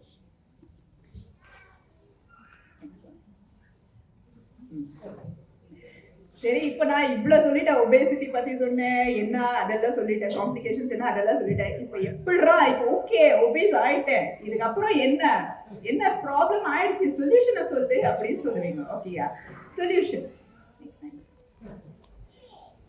Okay, நம்ம இப்போ ஆஸ்திரேலியாவுக்கு வந்துட்டோம் அப்படின்னு சொல்றதுனால நம்மளுடைய கல்ச்சர், நம்மளுடைய ஒரு வாழ்க்கை முறைகளை மாத்திக்கணுன்ற அவசியம் இல்லை. Not your basic needs. நம்ம எல்லாமே என்னன்னா, நம்ம வீட்டுல என்ன நம்ம ப்ராக்டிஸ் பண்றோம் அதுதான் நம்ம பசங்களுக்கும் நெக்ஸ்ட் ஜென்ரேஷனுக்கு we are actually carrying them out. இப்போ நீங்க உங்க ப்ரேயர்ஸ் ஆகட்டும், இல்லை வீட்டில் நீங்க கொண்டாடுற பண்டிகை ஆகட்டும், எல்லாமே என்னன்னா அதை நம்ம ஜஸ்ட் கொண்டாடணும் இல்லை ப்ரே பண்ணணுன்றதுனால தான் அப்படின்னு இல்லை. ஏன்னா அது நம்ம பேரண்ட்ஸ் கிட்ட இருந்து கொண்டு வந்தோம், அது நெக்ஸ்ட் தலைமுறைக்கு நீங்க பாஸ் ஆன் பண்ணணும். ஓகே, இப்போ என் வீட்லேயே கூட என் பொண்ணு சொல்லுவோம், ஓ இல்லை mummy can I have cheese burger, இல்லை பீஸா, எப்பவுமே ரைஸா, ரைஸில் பார்த்து தாண்டி நம்ம எல்லாம் பிறந்து வளர்ந்தோம். Rice is stable food for us. Bread இவங்களுக்கு பிரெட் எப்படியோ அப்படி ரைஸ் நம்மளுக்கு அப்படின்னு. பட் எல்லாமே ஒரு மாடரேஷன்ல இருக்கும். ஓகே, ரைஸ் தான் எனக்கு பிடிக்கும், ரைஸ் தான் நாங்கள் சாப்பிட்டு வளர்ந்தோன்றதால 1 கிலோ ரைஸை நீங்கள் ஒரு நாளைக்கு முடிச்சிங்கன்னா that is as bad as eating 1 loaf of bread. Okay, so இப்போ ஓகே என்ன பண்ணலாம்? இப்போ நீங்கள் பார்த்தீங்கன்னா நான் எதுக்கு இதை போட்டேன்னா, இந்த சாப்பாடால வர கேலரிஸ் எல்லாமே ஈக்குவல் தான். ஓகேயா, நீங்க 2 ஆப்பிள் சாப்பிடுறது ஒரு 2 ஸ்பூனுடைய வெண்ணெய், 2 ஸ்பூன். எல்லாரும் சொல்லுவாங்க நான் இன்னைக்கு விரதம்ப்பா, ஒரே ஒரு வேளை தான் சாப்பிடுவேன். ஆனால் அந்த ஒரு வேளை என்ன சாப்பிட்றேன் நான், நல்லா நெய் போட்டு காசி பால் பாயாசம், அதில் முந்திரி திராட்சை பிஸ்தா எல்லாம் போட்டு அது ஒன்று தான் சாப்பிட்டேன். ஒன்றும் இல்லை, ஒரே ஒரு கிளாஸ் தான் குடிச்சேன்ப்பா, வேறு ஒன்றுமே இல்லை. காலையிலேருந்து நைட்டு வரைக்கும் ஒன்றும் கிடையாது. நீங்கள் குடிக்கிற அது ஒரு கிளாஸ் பால் பாயாசம், அதில் இருக்க பாதாம் பிஸ்தா பால் நெய் அதை போட்டிங்கன்னா இது மொத்தமாக சேர்ந்து நீங்கள் சாப்பிட்ட அளவு கணக்கு. ஓகேயா, ஸோ முதல்ல செய்ய வேண்டிய சேஞ்சஸ், நம்ம சாப்பிட்ற உணவுல சேஞ்சை நீங்கள் கொண்டு வரணும். அடுத்ததாக பிசிக்கல் ஆக்டிவிட்டி. ஸோ அதுதான் நான் சொன்னேன், நீங்கள் நடம்பர் பண்ணதுனால hats off to everyone who participated in November. So நம்ம செய்யற ஒரு செயல்லையுமே நம்மளுடைய எனர்ஜியை யூஸ் பண்றோம். இப்போ நீங்க எல்லாம் இங்க உட்காந்துட்டு இருக்கீங்க, கை தட்டுட்டு இருக்கீங்க. ஸோ யூ மைட் ஃபீல் நான் ஒண்ணுமே பண்ணிக்கல. நீங்க இந்த உட்காந்து கை தட்டுறது கூட ஒரு எனர்ஜி யூஸ் பண்றது தான். ஓகே, ஸோ நீங்க இங்க இது பண்றதுமே ஒரு எனர்ஜி லெவலை யூஸ் பண்ணும். ஓகே, ஸோ அதுக்காக காலையிலேருந்து ஈவினிங் வரைக்கும் உக்காந்துட்டே இருக்கேன், கை தட்டிட்டு இருக்கேன்னு சொல்லாதீங்க. Okay, you need something after that. ஏன்னா நீங்க சாப்பிட்ட சாப்பாட்டுல வந்திருக்கோம் 2000 இல்லை 3000 கேலரிஸ். நீங்க இப்படி உக்காந்துட்டே இருந்தால் அது 2000 செலவாகாது. ஓகே, இப்போ வெயிட் லாஸ் ஆகணும்னா நான் சொன்ன மாதிரி நீங்க இப்போ அந்த கேலரிஸ் கால்குலேட் பண்ணீங்கன்னா, நீங்க சாப்பிட வேண்டிய உணவு it should be at least less than your output. So நீங்க இப்போ செய்ய வேண்டிய பிசிக்கல் ஆக்டிவிட்டி, ஓகே இன்னைக்கு நீங்க 2000 கேலரிஸ் சாப்பிட்டுருக்கீங்கன்னு வச்சுக்கோங்க. காலையில இருந்து நீங்க ஒண்ணுமே பண்ணல, just go for a walk, a long walk, இல்லையா ஒரு run, half an hour run or 1 hour run, it will burn your calories. So அதிகமா பாத்தீங்கன்னா ஸ்விம்மிங், சைக்கிளிங், அதுக்கப்புறம் ஜம்ப் ரோப்பிங். இங்க எத்தனை பேர் ஜம்ப் ரோப்பிங் பண்றவள இருக்காங்கன்னு தெரியாது, முட்டி வலி. ஸோ அதனால பெஸ்ட் வாக்கிங், ரன்னிங் இது செய்யலாம். நீங்க இது மோஸ்ட் ஆஃப் தி டே ஒரு வாரத்துல ஒரு 5 நாள் நீங்க பண்ணிக்கிறாலுமே, அதுவும் இல்லாம ஸ்டார்டிங்ல உங்களுக்கு கேலரிஸ் எவ்வளவு பர்ன் ஆகுதோ போக போக உங்க பாடி அதுக்கு யூஸ் ஆகிட்டா you start losing more calories.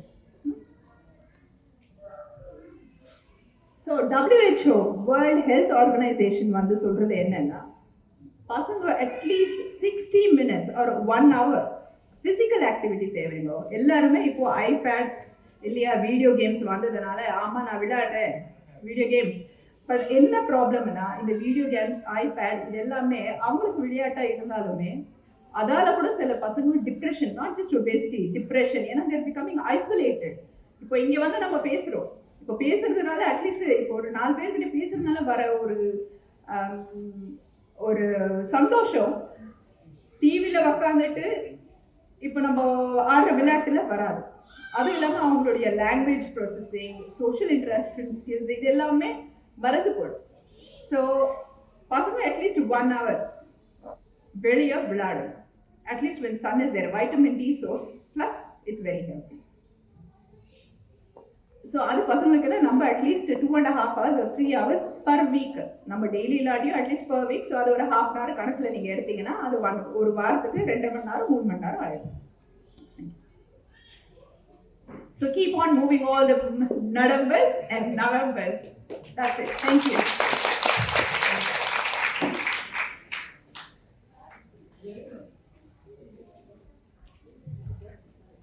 Thank you doctor.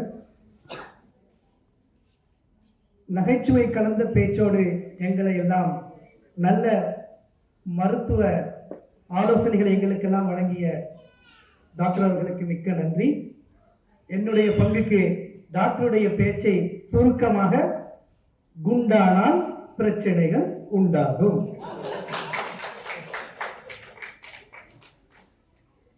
மிக்க நன்றி டாக்டர். ஒரு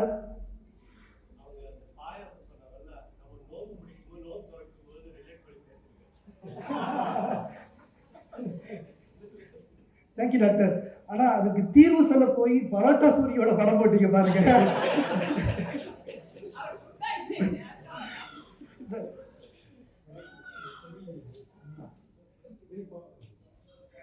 மிக்க நன்றி. அடுத்ததாக நம்மிடையே சிறு உரையும் அவர்களுடைய அமைப்பு சார்ந்த பிரசன்டேஷனையும் வழங்க வருகிறார்கள் பிங்க் சாரி அமைப்பினர். அவர்களை பற்றிய சிறு குறிப்பு. 2014 துவங்கப்பட்ட இந்த அமைப்பு அரசு அங்கீகாரம் பெற்ற அமைப்பு. அவர்களுடைய பணி துவங்கிய பிறகு தமிழ் பெண்களிடையே, குறிப்பாக இந்திய இலங்கை பெண்களிடையே தன்னுடைய உடல் பரிசோதனைகளை மேற்கொள்கின்ற அந்த எண்ணிக்கை அதிகரித்திருப்பதாக அரசே அறிவித்திருக்கிறது. அவருடைய பணி அந்த அளவுக்கு மகத்தானது. பெண்களிடையே ஏற்படுகிற அவர்களுடைய புற்றுநோய் சம்பந்தப்பட்ட விழிப்புணர்வுகளையும், அது மட்டுமல்லாது பொதுவாக மனிதர்களுக்கு ஏற்படுகிற நோய் குறித்த விழிப்புணர்வுகளையும் மக்களிடம் சென்று வாலண்டியராக அவர்கள் பேசி பேசி பேசி அவர்களுக்கு விழிப்புணர்வை ஏற்படுத்தி மிகப்பெரிய ஒரு மகத்தான பணியை நம் சமூகத்திற்கு செய்து கொண்டிருக்கிறார்கள். நம்மிடையே இரு சகோதரிகள் இங்கே வருகை தந்திருக்கிறார்கள். அவர்களை சிஸ்மா சார்பாக மீண்டும் ஒருமுறை வரவேற்று அவர்களுடைய சிறப்புரையை வழங்குமாறு சகோதரி விஜய் அவர்களை அன்போடு அழைக்கிறேன்.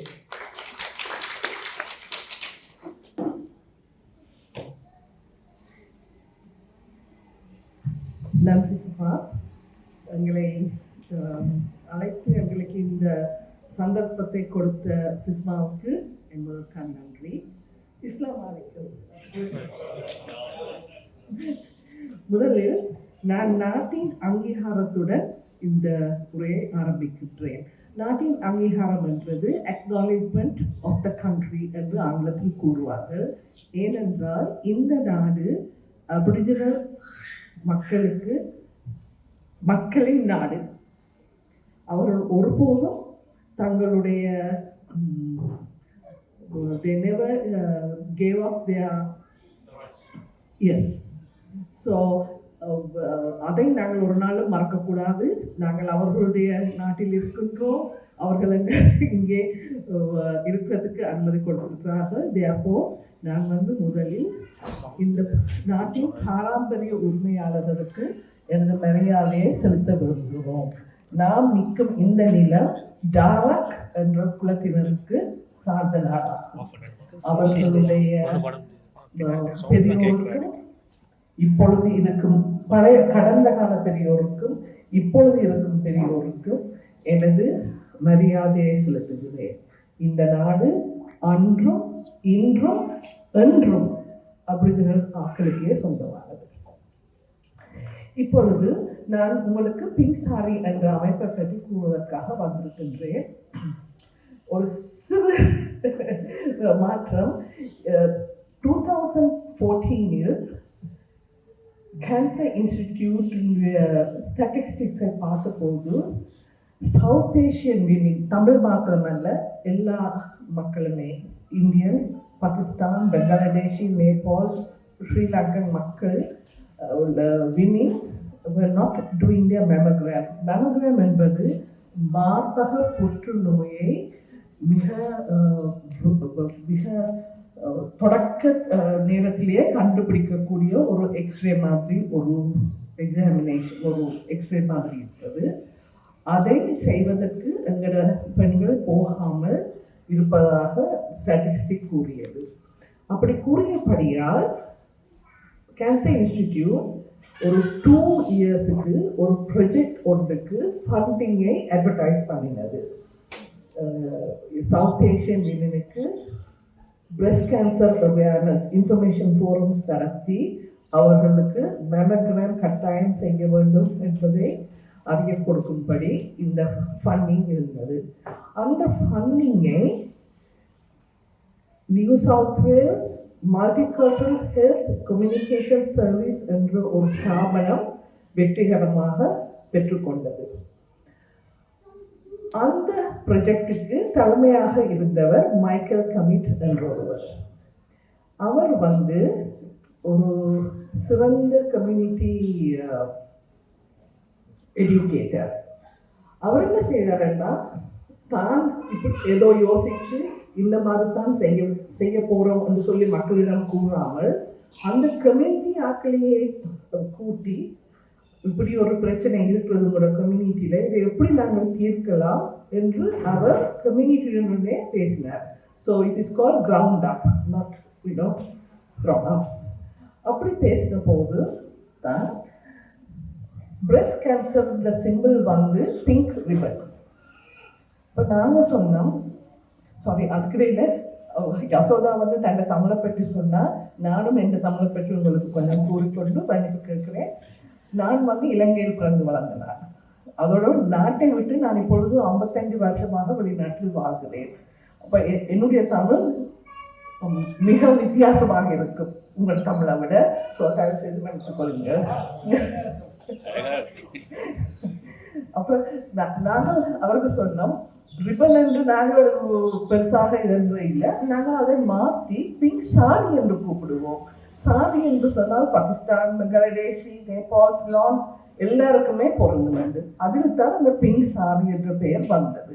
அப்போ முதலில் 2014 2016 வரை இந்த 2 இயர் ஃபண்டிங்ல இது பிங்க் சாரி ப்ரொஜெக்ட் என்று ஆரம்பமானது.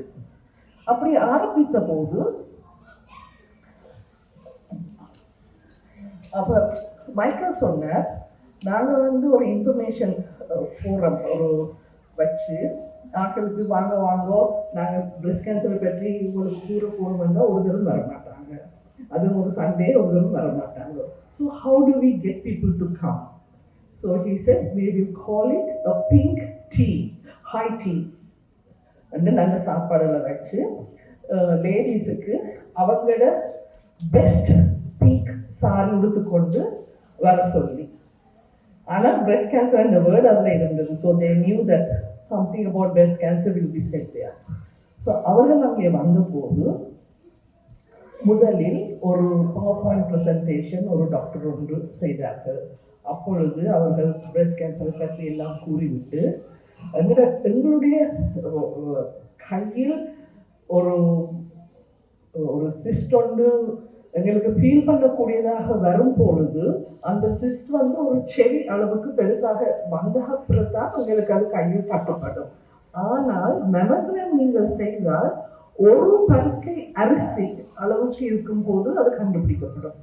கேன்சரின் முதல் இது நீங்கள் எவ்வளவு அது தொடங்குற நேரம், if you diagnose it at the very beginning, there is a good chance that you can live without cancer for the rest of your life. So early diagnosis is the answer to the cancer, 99% of cancer. So அந்த மாதிரி எல்லாம் விளக்கம் கொடுத்து, அதோடு ஒரு cancer survivor, breast cancer survivor இப்படி மேமோகிராமுக்கு போனபடியால் அது கண்டுபிடிக்கப்பட்டு எப்படி மாற்றி அவர்கள் சுகமாக இருக்கார்கள் என்று எல்லாம் கூறினது. ஆனால் அந்த மிக முக்கியமாக அவர் செய்தது என்னவென்றால், New South Wales breast screening உடன் பேசி அங்கிருந்து ஒருவரை அவருடைய கம்ப்யூட்டரோடு பின்னுக்கு இருக்க அரேஞ்ச் பண்ணார். அப்படி செய்தபடியா இப்போ இங்கே இருக்கிறவர் எல்லோரும் இந்த கதையெல்லாம் கேட்டு நான் கடகாலமாக செய்யவில்லை, கட்டாயம் போய் செய்ய வேணும் என்றெல்லாம் நல்லா யோசிச்சு கொண்டு ஆனால் வீட்டை போனோட தான் அடுத்த நாள் காலமாக வேலைக்கு ஓட வேணும், அதோட அப்படியே மறந்து போயிடுவாங்க. So what he did was என்ன இந்த என்ன சொல்லுவாங்க இங்கிலீஷில் சொல்லுவாங்க என்ன when the sun is shining you have to. So அந்த மாதிரி சொன்னாரு okay how many of you have had even one mammogram அப்படிதான் தொடங்கினாரு. எல்லாரும் எழுப்ப சொல்லிட்டு how many of you have done mammogram in your life? அப்போ ஒருத்தர் பேர் இருந்தாங்க, கொஞ்சம் பேர் இருந்தாங்க. ஸோ இந்த விஷுவலாக பார்க்கக்கூடியதாக இருந்தது. சுரேஷ் சொன்னாரு யாரும் 2ஆம் தர mammogram போயிருப்பீங்க, கொஞ்சம் பேர் உட்காந்துட்டாங்க. ஏன்னா அவங்க வச்சாங்க ஒரு mammogram போயிட்டு கேன்சர் இல்லை, சரி நான் நினைச்சு கொண்டு செய்ய தேவையில்லை. பிறகு யாரும் 3ஆவது தரம் போயிருப்பீங்க, அப்போ பிறகு யாரும் கண்டினியூஸா 2 இயர்ஸுக்கு ஒருக்கா 2 இயர்ஸ்க்கு ஒருக்கா செய்ய வேணும், யாரும் செய்வீங்க என்று சொன்னா 1-2 பேர் தான் நின்று கொண்டிருந்தாங்க. ஸோ இதை கதையெல்லாம் கேட்டா பிறகு அவங்களுக்கு எல்லாம் அப்படி நான் கட்டாயம் செய்ய வேணும்னு அவங்க யோசிச்சு கொண்டிருக்கிற நேரம் ஒரு அனௌன்ஸ்மெண்ட், நீங்க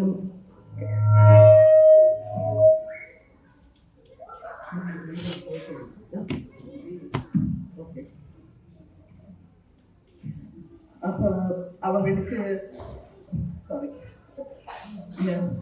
நீங்க செய்யாட்டி இப்பொழுதே பெண்ணுக்கு breast screening New South Wales staff member is waiting for you to make your appointments. உடனே கியூல போய் ஆக்கல் அப்பாயின்மெண்ட் இருந்தாங்க. இந்த ப்ராஜெக்ட் 2 இயர்ஸ் அப்படி நடந்தது. எத்தனையோ இடங்கள்ல எத்தனையோ கம்யூனிட்டிஸ்ல எல்லாம் நல்ல உடுத்து கொண்டு வந்து நல்ல சாப்பாடு சாப்பிடுவாங்கன்னு சொல்லி சாரி இது நடந்தது. இந்த 2 இயர்ஸ் முடிகிற நேரம் the mammograms of the South Asian women had gone up by 17%. 14 வீதத்துல அது கூடியிருந்தது. இந்த ப்ராஜெக்ட் வந்து 2 வருஷ ப்ராஜெக்ட், அதோட ஃபண்டிங் முடிஞ்சது. அப்போ மைக்கேல் வந்து ஒரு 6 பெண்களை கூப்பிட்டு அதில் நானும் ஒருவர் கூப்பிட்டு சொன்னார், இப்பொழுது கம்யூனிட்டியில் இந்த மார்பக புற்றுநோயை பற்றி மிக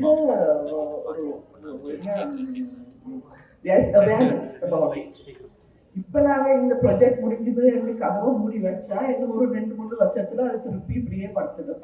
so why won't you take this project and make it into a organization, a community organization, and carry on the good work என்று சொல்லி சொன்னாரு. ஸோ 2016ல 6 பெண்கள் கூடி பிங்க் சாரி இங்க் என்று சொல்லி நாங்கள் ரெஜிஸ்டர் பண்ணி இந்த வேலையை தொடர்ந்து செய்து கொண்டு இருக்கிறோம். இப்பொழுது நாங்கள் தனிய மார்பக புற்றுநோயை மாத்திரம் இல்லை, cervical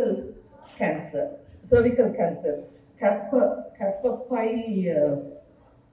வாய் புற்றுநோய், மற்றது வால் கேன்சர், குடல் புற்றுநோய் என்ன அந்த 3க்கும் ஆஸ்திரேலியாவில் ஃப்ரீ ஸ்க்ரீனிங் இருக்கிறது. ஸோ அதை பற்றியும் நாங்கள் கூறி அந்த ஸ்க்ரீனிங் செய்ய சொல்லி என்கரேஜிங் அவர் பீப்புள். அதோடு நாங்கள் வந்து அந்த கேன்சர் வந்தவர்களை பராமரிப்பவர்கள் கேரஸ் என்று கூறுவார்கள் ஆங்கிலத்தில். அந்த கேரஸுக்கும் கேர் தேவை. ஏனென்றால் அவங்களை பற்றி யோசிக்கிறே இல்லை, பேஷண்ட்ஸை பற்றி தான் எல்லாரும் யோசிக்கிறாங்க. But carers also need caring. So we got another program called Beyond Pink. அதில் we have some therapeutic அந்த கேரஸுக்கு ஒரு மன ஆறுதல் கிடைக்கிறதுக்கு மாதிரி ஒரு ஏதாவது ஒரு இன்ஃபர்மேஷன் செக்ஷன், ஒரு இன்ஃபர்மேஷன் செக்ஷன் மட்டும் அவங்க அறிவை கூட்டுறதுக்கு, அவங்க கேர் பண்ணுற கேன்சர் பேஷண்ட்டுக்கு எங்க நல்ல இதுகளை பெறலாம் என்று சொல்றது. மற்றது அவர்களுக்கு ஒரு மன ஓய்வு, மன ஆறுதல் சாரத்துக்காக therapies, art therapy, music therapy, art therapy என்று செய்து கொண்டு வந்தோம். இந்த வருஷம் எங்களுக்கு சிஐசி அதாவது cancer information and care, can info care என்று ஒரு ப்ராஜெக்ட் செய்கின்றோம். அது என்னவென்றால் ஒரு புதுசாக டயக்னோஸ் பண்ணப்பட்ட ஒரு கேன்சர் பேஷண்ட், அது ஆணாக இருந்தாலும் சரி பெண்ணாக இருந்தாலும் சரி எந்த விதமான கேன்சராக இருந்தாலும் சரி, தனிய மார்பக புற்றுநோயோ cervical கேன்சரோ bowel கேன்சரோ இல்லை, எந்த கேன்சராக இருந்தாலும் சில நேரங்களில் அவர்களுக்கு கதைக்க ஆள் இல்லை, அவர்களுக்கு இருக்கும் சந்தேகங்களை கேட்க ஆள் இல்லை. சிலவருக்கு தங்களை நண்பர்களுக்கு கூட சொல்ல விருப்பமில்லை தங்களுக்கு கேன்சர் வந்திருக்கிறது, ஏதோ அது ஒரு அப்படி அவர்கள் சிந்திப்பதற்கு பெரிய பிள்ளை. ஆனால் அன்பார்ச்சுனேட்லி எங்க கம்யூனிட்டி அந்த மாதிரி சிந்தனையும் இருக்கிறது. மனநோய் கேன்சர் இது ரெண்டும் ஏதோ ஒரு சகாத வருத்தங்கள் வந்த மாதிரி ஆக்கள் யோசிக்கிறார்கள். அதுவும் ஹார்ட் கொலஸ்ட்ரால் அது மாதிரி ஒரு வியாதி தான். அதை விட அங்கே அது ஒரு விதமான ஒரு கெட்ட வியாதி இல்லை. ஆனாலும் அப்படி ஒரு ஸ்டிக்மா இருக்கிறது. அதுக்காக ஆக்கள் அதை பற்றி கதைக்கிறதுக்கு விரும்புவாங்க இல்லை. அப்போ அவர்கள் யாரையாவது கதைக்க வேண்டும். அதோட அவர்கள் வந்து இந்த மாதிரி கேன்சர் இருந்து வந்த ஆக்களோட சிலங்களில் அவங்களோட எக்ஸ்பீரியன்ஸ் இந்த மாதிரி இருந்தது கரெக்டாக விரும்புவார்கள். அப்போ இந்த ப்ரொஜெக்ட் படி அவர்கள் எங்களை கன்டெக்ட் பண்ணினால் நாங்கள் அவர்களுக்கு அந்த விதமான இன்ஃபர்மேஷனை கொடுக்க, அதோட இங்கே யார் யார் சவுத் ஏஷியன் டாக்டர்ஸ் இருக்கிறாங்க, தெரபிஸ்ட் இருக்கிறாங்க என்ற இன்ஃபர்மேஷனையும் நாங்கள் கொடுக்கலாம். ஸோ தட் வாஸ் அவர் ongoing project that we are doing now, along with all the other projects, மற்ற ப்ரொஜெக்டும் செய்து கொண்டு தான் இருக்கிறோம். நாங்கள் எங்களது 7வது வருடத்தை 2022 கொண்டாடினோம். அது கொண்டாட போது அந்த 7 வருஷமும் நாங்கள் என்ன செய்தோம் என்று ஒரு வீடியோ ப்ரெசன்டேஷன் அந்த கொண்டாட்டத்தில் காட்டினோம். அது ஆங்கிலத்தில் தான் இருக்கிறது. முதலில் பாருங்கள் அதை, அதுக்கு பிறகு அந்த வீடியோவில் என்ன இருக்கிறது என்று நான் உங்களுக்கு கூறுகிறேன். நன்றி. என்னை பின்சாரியை பற்றி கதைக்கத்தான் கிடைத்தது. ஆனால் நான் வந்து அவர்களுக்கு சொல்லாமலே இன்னொரு அமைப்பை பற்றி பேச போகின்றேன். இதற்கு பெயர் தமிழ் பாதுகாப்பு நிலையம், தமிழ் சேஃப் ஸ்பேஸ். இதை நாங்கள் எதற்கு ஆரம்பித்தோம் என்றால், ஒரு 2018 ஒரு 5 வருடத்துக்கு முதல் இப்படி ஒரு it is known as a drop-in center for people having mental health issues. இதெல்லாம் டாக்டர் கூறினது போல சில நேரங்களில் எங்களுக்கு மனநோய் அல்லது மனக்கவலை, டிப்ரெஷன் எதுவும் இருந்தால் கதைப்பதற்கு இங்கே ஆள் இல்லை. அவர் கூறியது போல் தாய்தாப்பனோடு கதைக்க விருப்பம் இல்லாமல் இருக்கும், அல்லது மனைவியோ கணவனோடு பேச இயலாமல் இருக்கும். அப்படி கதைக்கு இயலாமல் இருப்பதே ப்ரெஷர் குக்கர் மாதிரி, அது எப்போ வெடிக்கும்னு சொல்ல முடியாது. அதோட ரிசர்ச்சே சொல்லுது, தனியே ட்ரக்ஸ் கொடுத்து மனவியாதியை மாற்ற முடியாது. Social support along with it is very very important என்று. அதற்காகத்தான் நாங்கள் இந்த நிலையத்தை ஆரம்பித்தோம். நான் கூறியது போல் நான் இலங்கையிலிருந்து வந்திருக்கின்றேன். உங்கள் பலருக்கு தெரிந்திருக்கும் 2009 நடந்த பிரச்சனை முடிவிற்கு பிறகு ஆஸ்திரேலியாவுக்கு பல்லாயிரக்கணக்கான மக்கள் போட்டில் அகதிகளாக இங்கே வந்து சேர்ந்திருக்கிறார்கள். ஆனால் இங்கே வந்து அவர்களுக்கு பெர்மனன்ட் ரெசிடென்சி பலருக்கு கிடைக்கவில்லை. அப்போது ஒரு திருசங்கு சொர்க்கத்தில் 15-16 வருடமாக ஒரு விதமான முடிவும் இல்லாமல் தங்களது தாய் தகப்பனையோ பெண்ஜாதி பிள்ளைகளையோ போய் பார்க்க முடியாமல் இவர்கள் வாழ்ந்து கொண்டிருக்கிறார்கள். அதில் அவர்களுக்கு கணக்க மரப்பிரச்சனைகள் இருக்கிறது. அதில் ஆனபடியால் அவர் அந்த கம்யூனிட்டி, எஸ்பெஷலி தி அசைலம் சீக்கர் கம்யூனிட்டியில் சூசைட் ரேட் மிக அதிகமாக இருக்கிறது. அதற்காகத்தான் நாங்கள் இப்படி ஒரு விதம் இருந்தால் அவர்கள் வந்து கொஞ்சம் கதைச்சு மன ஆறுதல் படலாம் என்று எண்ணினோம். ஆனால் நாங்கள் யோசித்த பிறகு கோவிட் வந்தது, 2 வருஷம் ஒன்றுமே நடக்கவில்லை. அதற்கு பிறகு நாங்கள் ஒரு 7 பேர் ஒன்றாக கூடி மிக கஷ்டப்பட்டு இந்த இடத்தை தொடக்கிறதுக்கு வேலை செய்து ஆகஸ்டில் தான் நாங்கள் இதை லான்ச் பண்ணினோம். இப்பொழுது நாங்கள் மாதத்தின் முதல் வெள்ளிக்கிழமை பென்ஃபர்த்தில் கம்யூனிட்டி சென்டரில் இதை நடத்துகின்றோம். ஏனென்றால் நாங்கள் எல்லாருமே வாலண்டியர்ஸ் தான். அப்போ எங்களுக்கு நிறைய வாலண்டியர்ஸ் இருந்தால் தான் எங்களுக்கு விருப்பம் ஒவ்வொரு வெள்ளிக்கிழமையும் இதை செய்வதற்கு. ஆனால் நாங்கள் புதுசு அந்த எங்களுக்கு டைம் கொடுங்கோ. அதோடு இங்கு வாலண்டியர்ஸாக வேலை செய்பவர் அத்தனை பேரும் லிவ்ட் எக்ஸ்பீரியன்ஸ், அதாவது அவர்களே இந்த அனுபவங்களை அறிந்தவர்களாக இருக்க வேண்டும். அதாவது அவர்களுக்கு ஒரு மனநோய் இருந்து அவர்கள் மனநோய்க்கு வெளியிலே வந்திருக்கிறார்கள், அல்லது அவர் குடும்பத்தினர் ஒருவருக்கு மனநோய் இருந்து அவர்களை பார்த்திருக்கிறார்கள், அவர்களுக்கு தற்கொலை செய்ய வேண்டிய மாதிரி எண்ணங்கள் இருந்து அதிலிருந்து அவர்கள் வெளியே வந்திருக்கிறார்கள், அல்லது ஒரு அவருடைய குடும்பத்தினரோ அல்லது ஒரு நண்பரோ தற்கொலை செய்து இருக்கிறார்கள். அப்போ அந்த மாதிரி லிவ்ட் எக்ஸ்பீரியன்ஸ் இருப்பவர்களை மாத்திரம்தான் நாங்கள் வாலண்டியர்ஸாக இதற்கு சேர்க்கின்றோம்.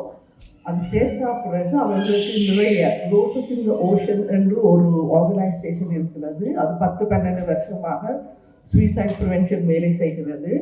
அவர்கள் தான் எங்களுக்கு ட்ரைனிங் எல்லாம் கொடுத்து முதல் வருடம் நடத்துவதற்கு வேண்டிய பணம் எங்களுக்கு ஃபண்டிங் கிடைத்திருக்கிறது. அடுத்த வருடம் இதை கொண்டு நடத்துவதற்கு ஃபண்டிங் இல்லை, ஆனால் அப்ளிகேஷன்ஸ் போடலாம். நாங்கள் அப்படி போடுவதானால் இந்த தொடங்கி இவ்வளவு நாளும் எத்தனை பேர் வந்திருக்கிறார்கள் என்று நாங்கள் அவர்களுக்கு காட்ட வேண்டும். ஆனபடியால் உங்களுக்கு தெரிந்தவர்களுக்கு இதை பற்றி கூறி தயவு செய்து இது தொடங்குவதற்கு மிக மிக கஷ்டப்பட்டு நாங்கள் இதை தொடங்கி இருக்கிறோம். தமிழ் மக்களுக்கு, அது யாராக இருந்தாலும் சரி, இந்தியனாக இருந்தாலும் சரி, ஸ்ரீலங்கனாக இருந்தாலும் சரி, சிங்கப்பூர், மலேசியா, சவுத் ஆப்பிரிக்கா, யாராக இருந்தாலும் சரி. ஆனால் நாங்கள் தமிழ் மக்கள் என்று நாங்கள் கூறுவது என்னதற்கென்றால் அங்கே தமிழில் கதைப்பதற்கு ஆட்கள் இருக்கிறார்கள். ஏன்னா எல்லோருக்கும் தங்களுடைய தாய்ப்பாஷையில் கதைக்கும் போது கதைப்பதற்கு சுகமாக இருக்கும். அதற்காகத்தான் நாங்கள் தமிழ் என்றோம். ஆனால் தமிழ் பேச முடியாத யாராவது வந்தால் கூட நாங்கள் அவர்களை திருப்பி அனுப்ப மாட்டோம். ஏன்னா எங்கள் எல்லோருக்கும் ஆங்கிலம் கதைக்கலும் நாங்கள் ஆங்கிலத்தில் அவர்களோடு கதைப்போம். ஸோ திஸ் இஸ் நான் கிளினிக்கல், அதாவது டாக்டர்ஸ் இல்லாங்க, உங்களுக்கு மருந்து ஒன்றும் தரப்படாது, கவுன்சிலிங் கொடுக்கப்படாது. ஆனால் ஒரு ட்ரெயின்ட் வாலண்டியர்ஸ் நீங்கள் சொல்வதை ஒரு நான் ஜட்ஜ்மெண்டல் இதில் கேட்டு வந்து ஒரு கப் ஆஃப் டீ குடித்து அங்கே வந்து சென்சரி ஐட்டம்ஸ் எல்லாம் இருக்குது, நீங்கள் அதில் இருந்து கதைக்க விருப்பம் இல்லாட்டியும் பரவாயில்ல, நீங்கள் சும்மா அங்கே வந்து இருந்துட்டு வேணுமென்னா போகலாம். ஸோ இதை நாங்கள் மேம்பட நடத்த உங்கள் எல்லாட்ட உதவியையும் நான் நடத்துகின்றேன்.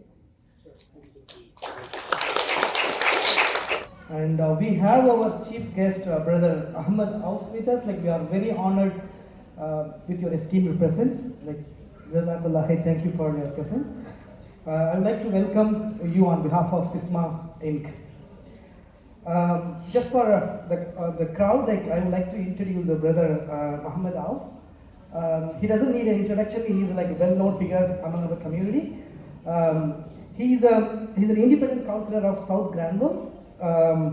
And he's a well-known pharmacist in Auburn, in and around Auburn area, and he's a regular khatib in masjids. Now he's running for a federal seat. We wish him all the best, and I warmly welcome him for a short address. Please,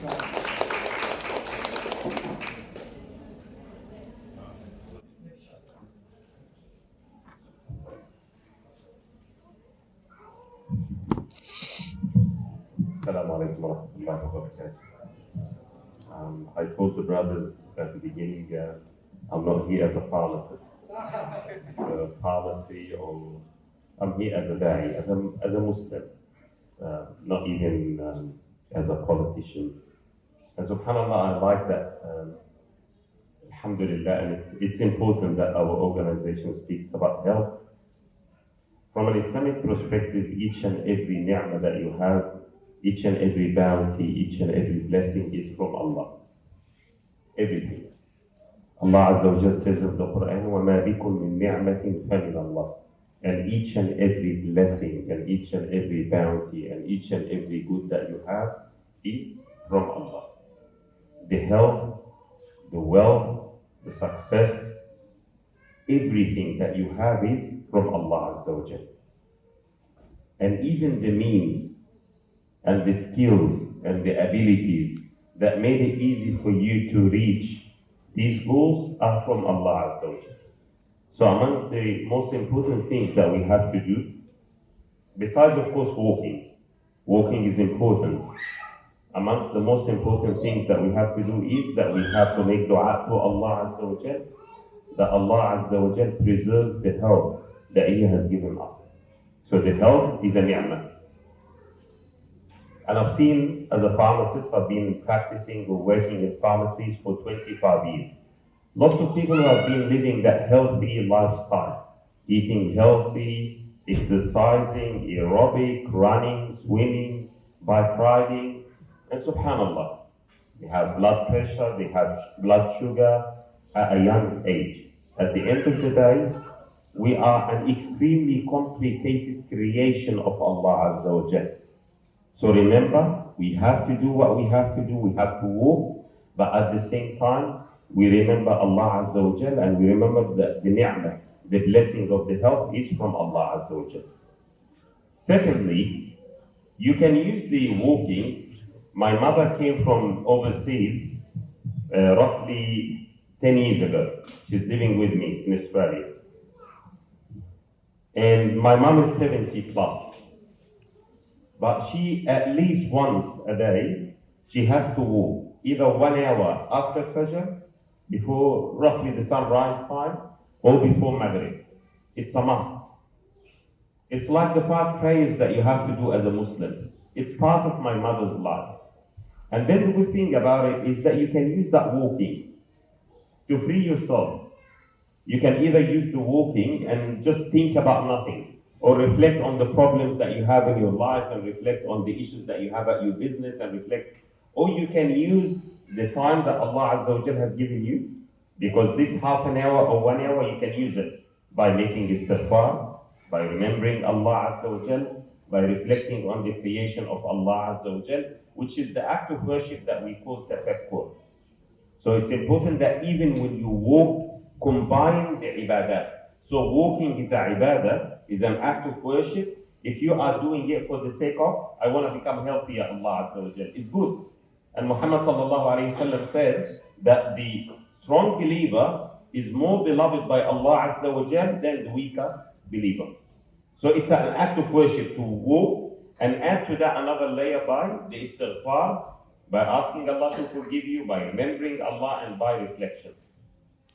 The third and last is, one of the most important things in the hayat of the life of the believer is that he is a man or a woman that moves Allah from one place to another.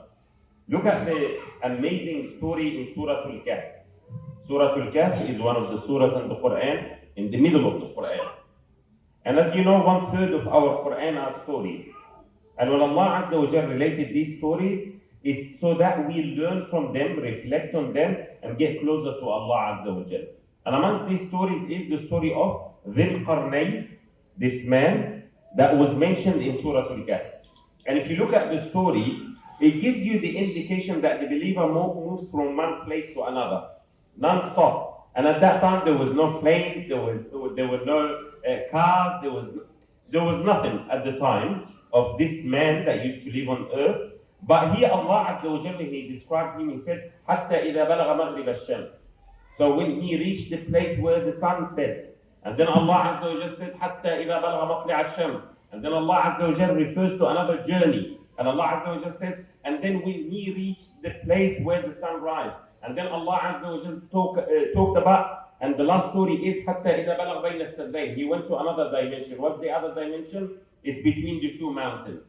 So this man kept moving around the earth. He didn't stay where he is. And from that we draw the importance of being active. The believer is active. He never stays in his place for long. He's always active, doing something, moving from one goal to another. And when Allah Azza wa Jalla refers to Maghrib al-Matla', which is the sunrise and sunset, is to send the message of you have to go to the furthest point that you can reach in your life. Like you competing not with someone, you're competing with your own self. You're not competing with your brothers and sisters. Allah Azza wa Jalla has given each and every one of us his own life. You have your own life. You have your own path. And you don't want to look at the pathways of others. But if you look and learn from Dhul Qarnayn, you learn that it's extremely important that you reach the furthest point that you can reach while Allah Azza wa Jal, while you're still living on the face of earth and you are still able to walk on this earth. Maghrib, Matli', and then Bayn al-Sardayn, the sunrise, sunset, and then you go to another dimension, which is, it's not only enough that you walk from one place to another. No, you have to go up. So Bayn al-Sardayn gives an indication that not only he was walking between Barala and Oban, but he went to the Royal National Park. Why? It's a walk where you have to go up and down, up and down, up and down. So the believer is always on the move. And why we have to move? Because we are looking for people. Why we are looking for people? So that we connect with them. لِتَعَارَفُوا. So that you get to know each other. Islam is not the deen that wants you, and subhanallah, completely against isolating yourself. Islam is all about engaging with others. Islam, Allah Azza wa Jalla says, Ya ayyuhan nas, O mankind, inna khalaqnakum, we have created you from a male and a female, and we have made you nations and tribes. Why? لِتَعَارَفُوا. So that you get to know each other. It's not about sitting down, isolating myself. No, you have to move. And why? Because I want to meet new people. And why? To get to know them, man, and enjoy my time with them. So this is Islam, the real Islam, and we can see in the story of Dhul Qarnayn. So first of all, health is a ni'mah from Allah Azza wa Jalla. It's a blessing that Allah has given you. It's important to walk on a daily basis.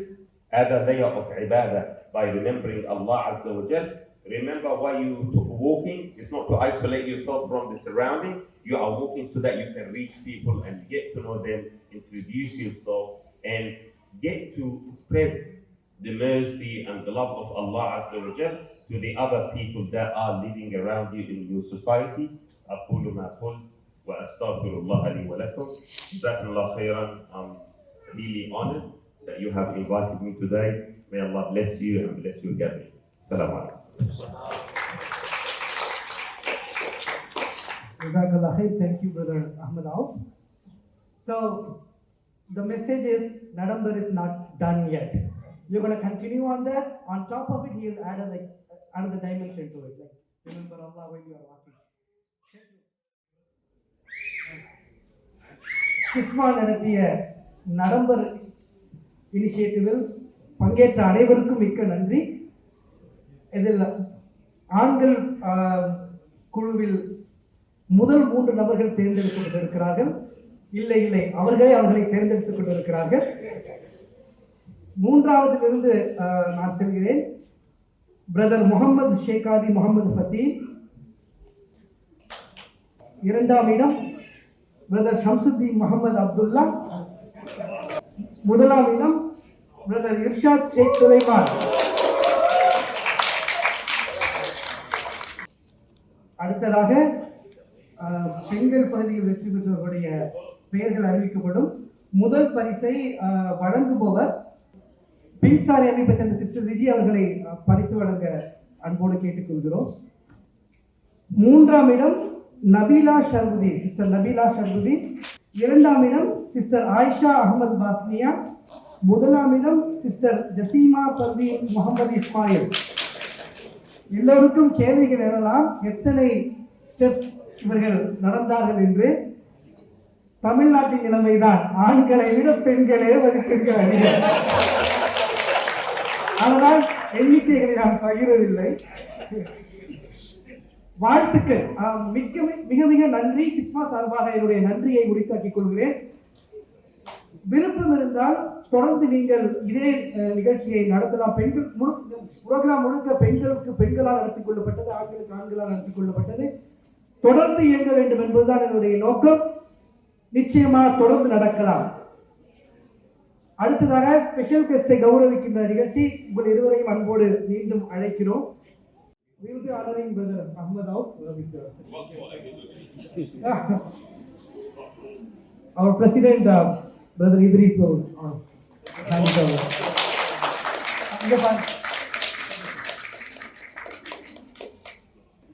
Doctor rice Ismail அவர்களுக்கு சகோதரர் இத்ரீஸ் அவர்கள் சிறப்பு பரிசை வழங்குவார்கள். Doctor Yashoda அவர்களுக்கு அடுத்ததாக சிறப்பு செய்யப்படுகிறது. அடுத்ததாக பின்சாரி அமைப்பை சேர்ந்த சகோதரி விஜி அவர்களுக்கு சிறப்பு செய்யப்படுகிறது. பின்சாரி அமைப்பை சேர்ந்த சகோதரி அபிநயலட்சுமி அவர்களுக்கு சிறப்பு செய்யப்படுகிறது. மிக்க நன்றி. அடுத்ததாக சுருக்கமாக நன்றியுரை brother Javed. Second item. Assalamualaikum. Alhamdulillah. First all praise to Allah for giving us this opportunity. Alhamdulillah. We are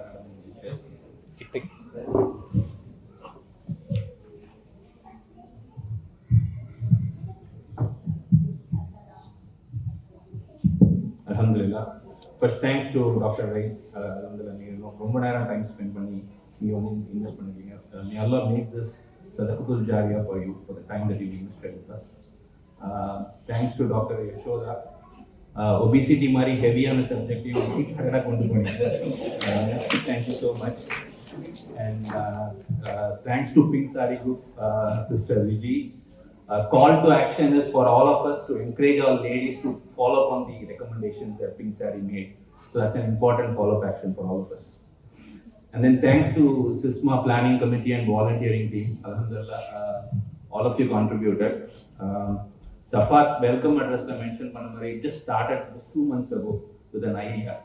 But special thanks to our Kavinjar Safat for naming this as an idea. It just came out in a casual conversation. Alhamdulillah. And our sponsors, led from Indian Hypermarket, thanks to them. Thanks to all the number participants. Alhamdulillah, great turnout. Safat mentioned Panamari 8 million steps. We achieved 8 million steps. A great achievement. Especially our sisters for motivating us. There is a big buzz that somebody walked up to Bunnings regularly. So nobody should take car to go to Bunnings from now on.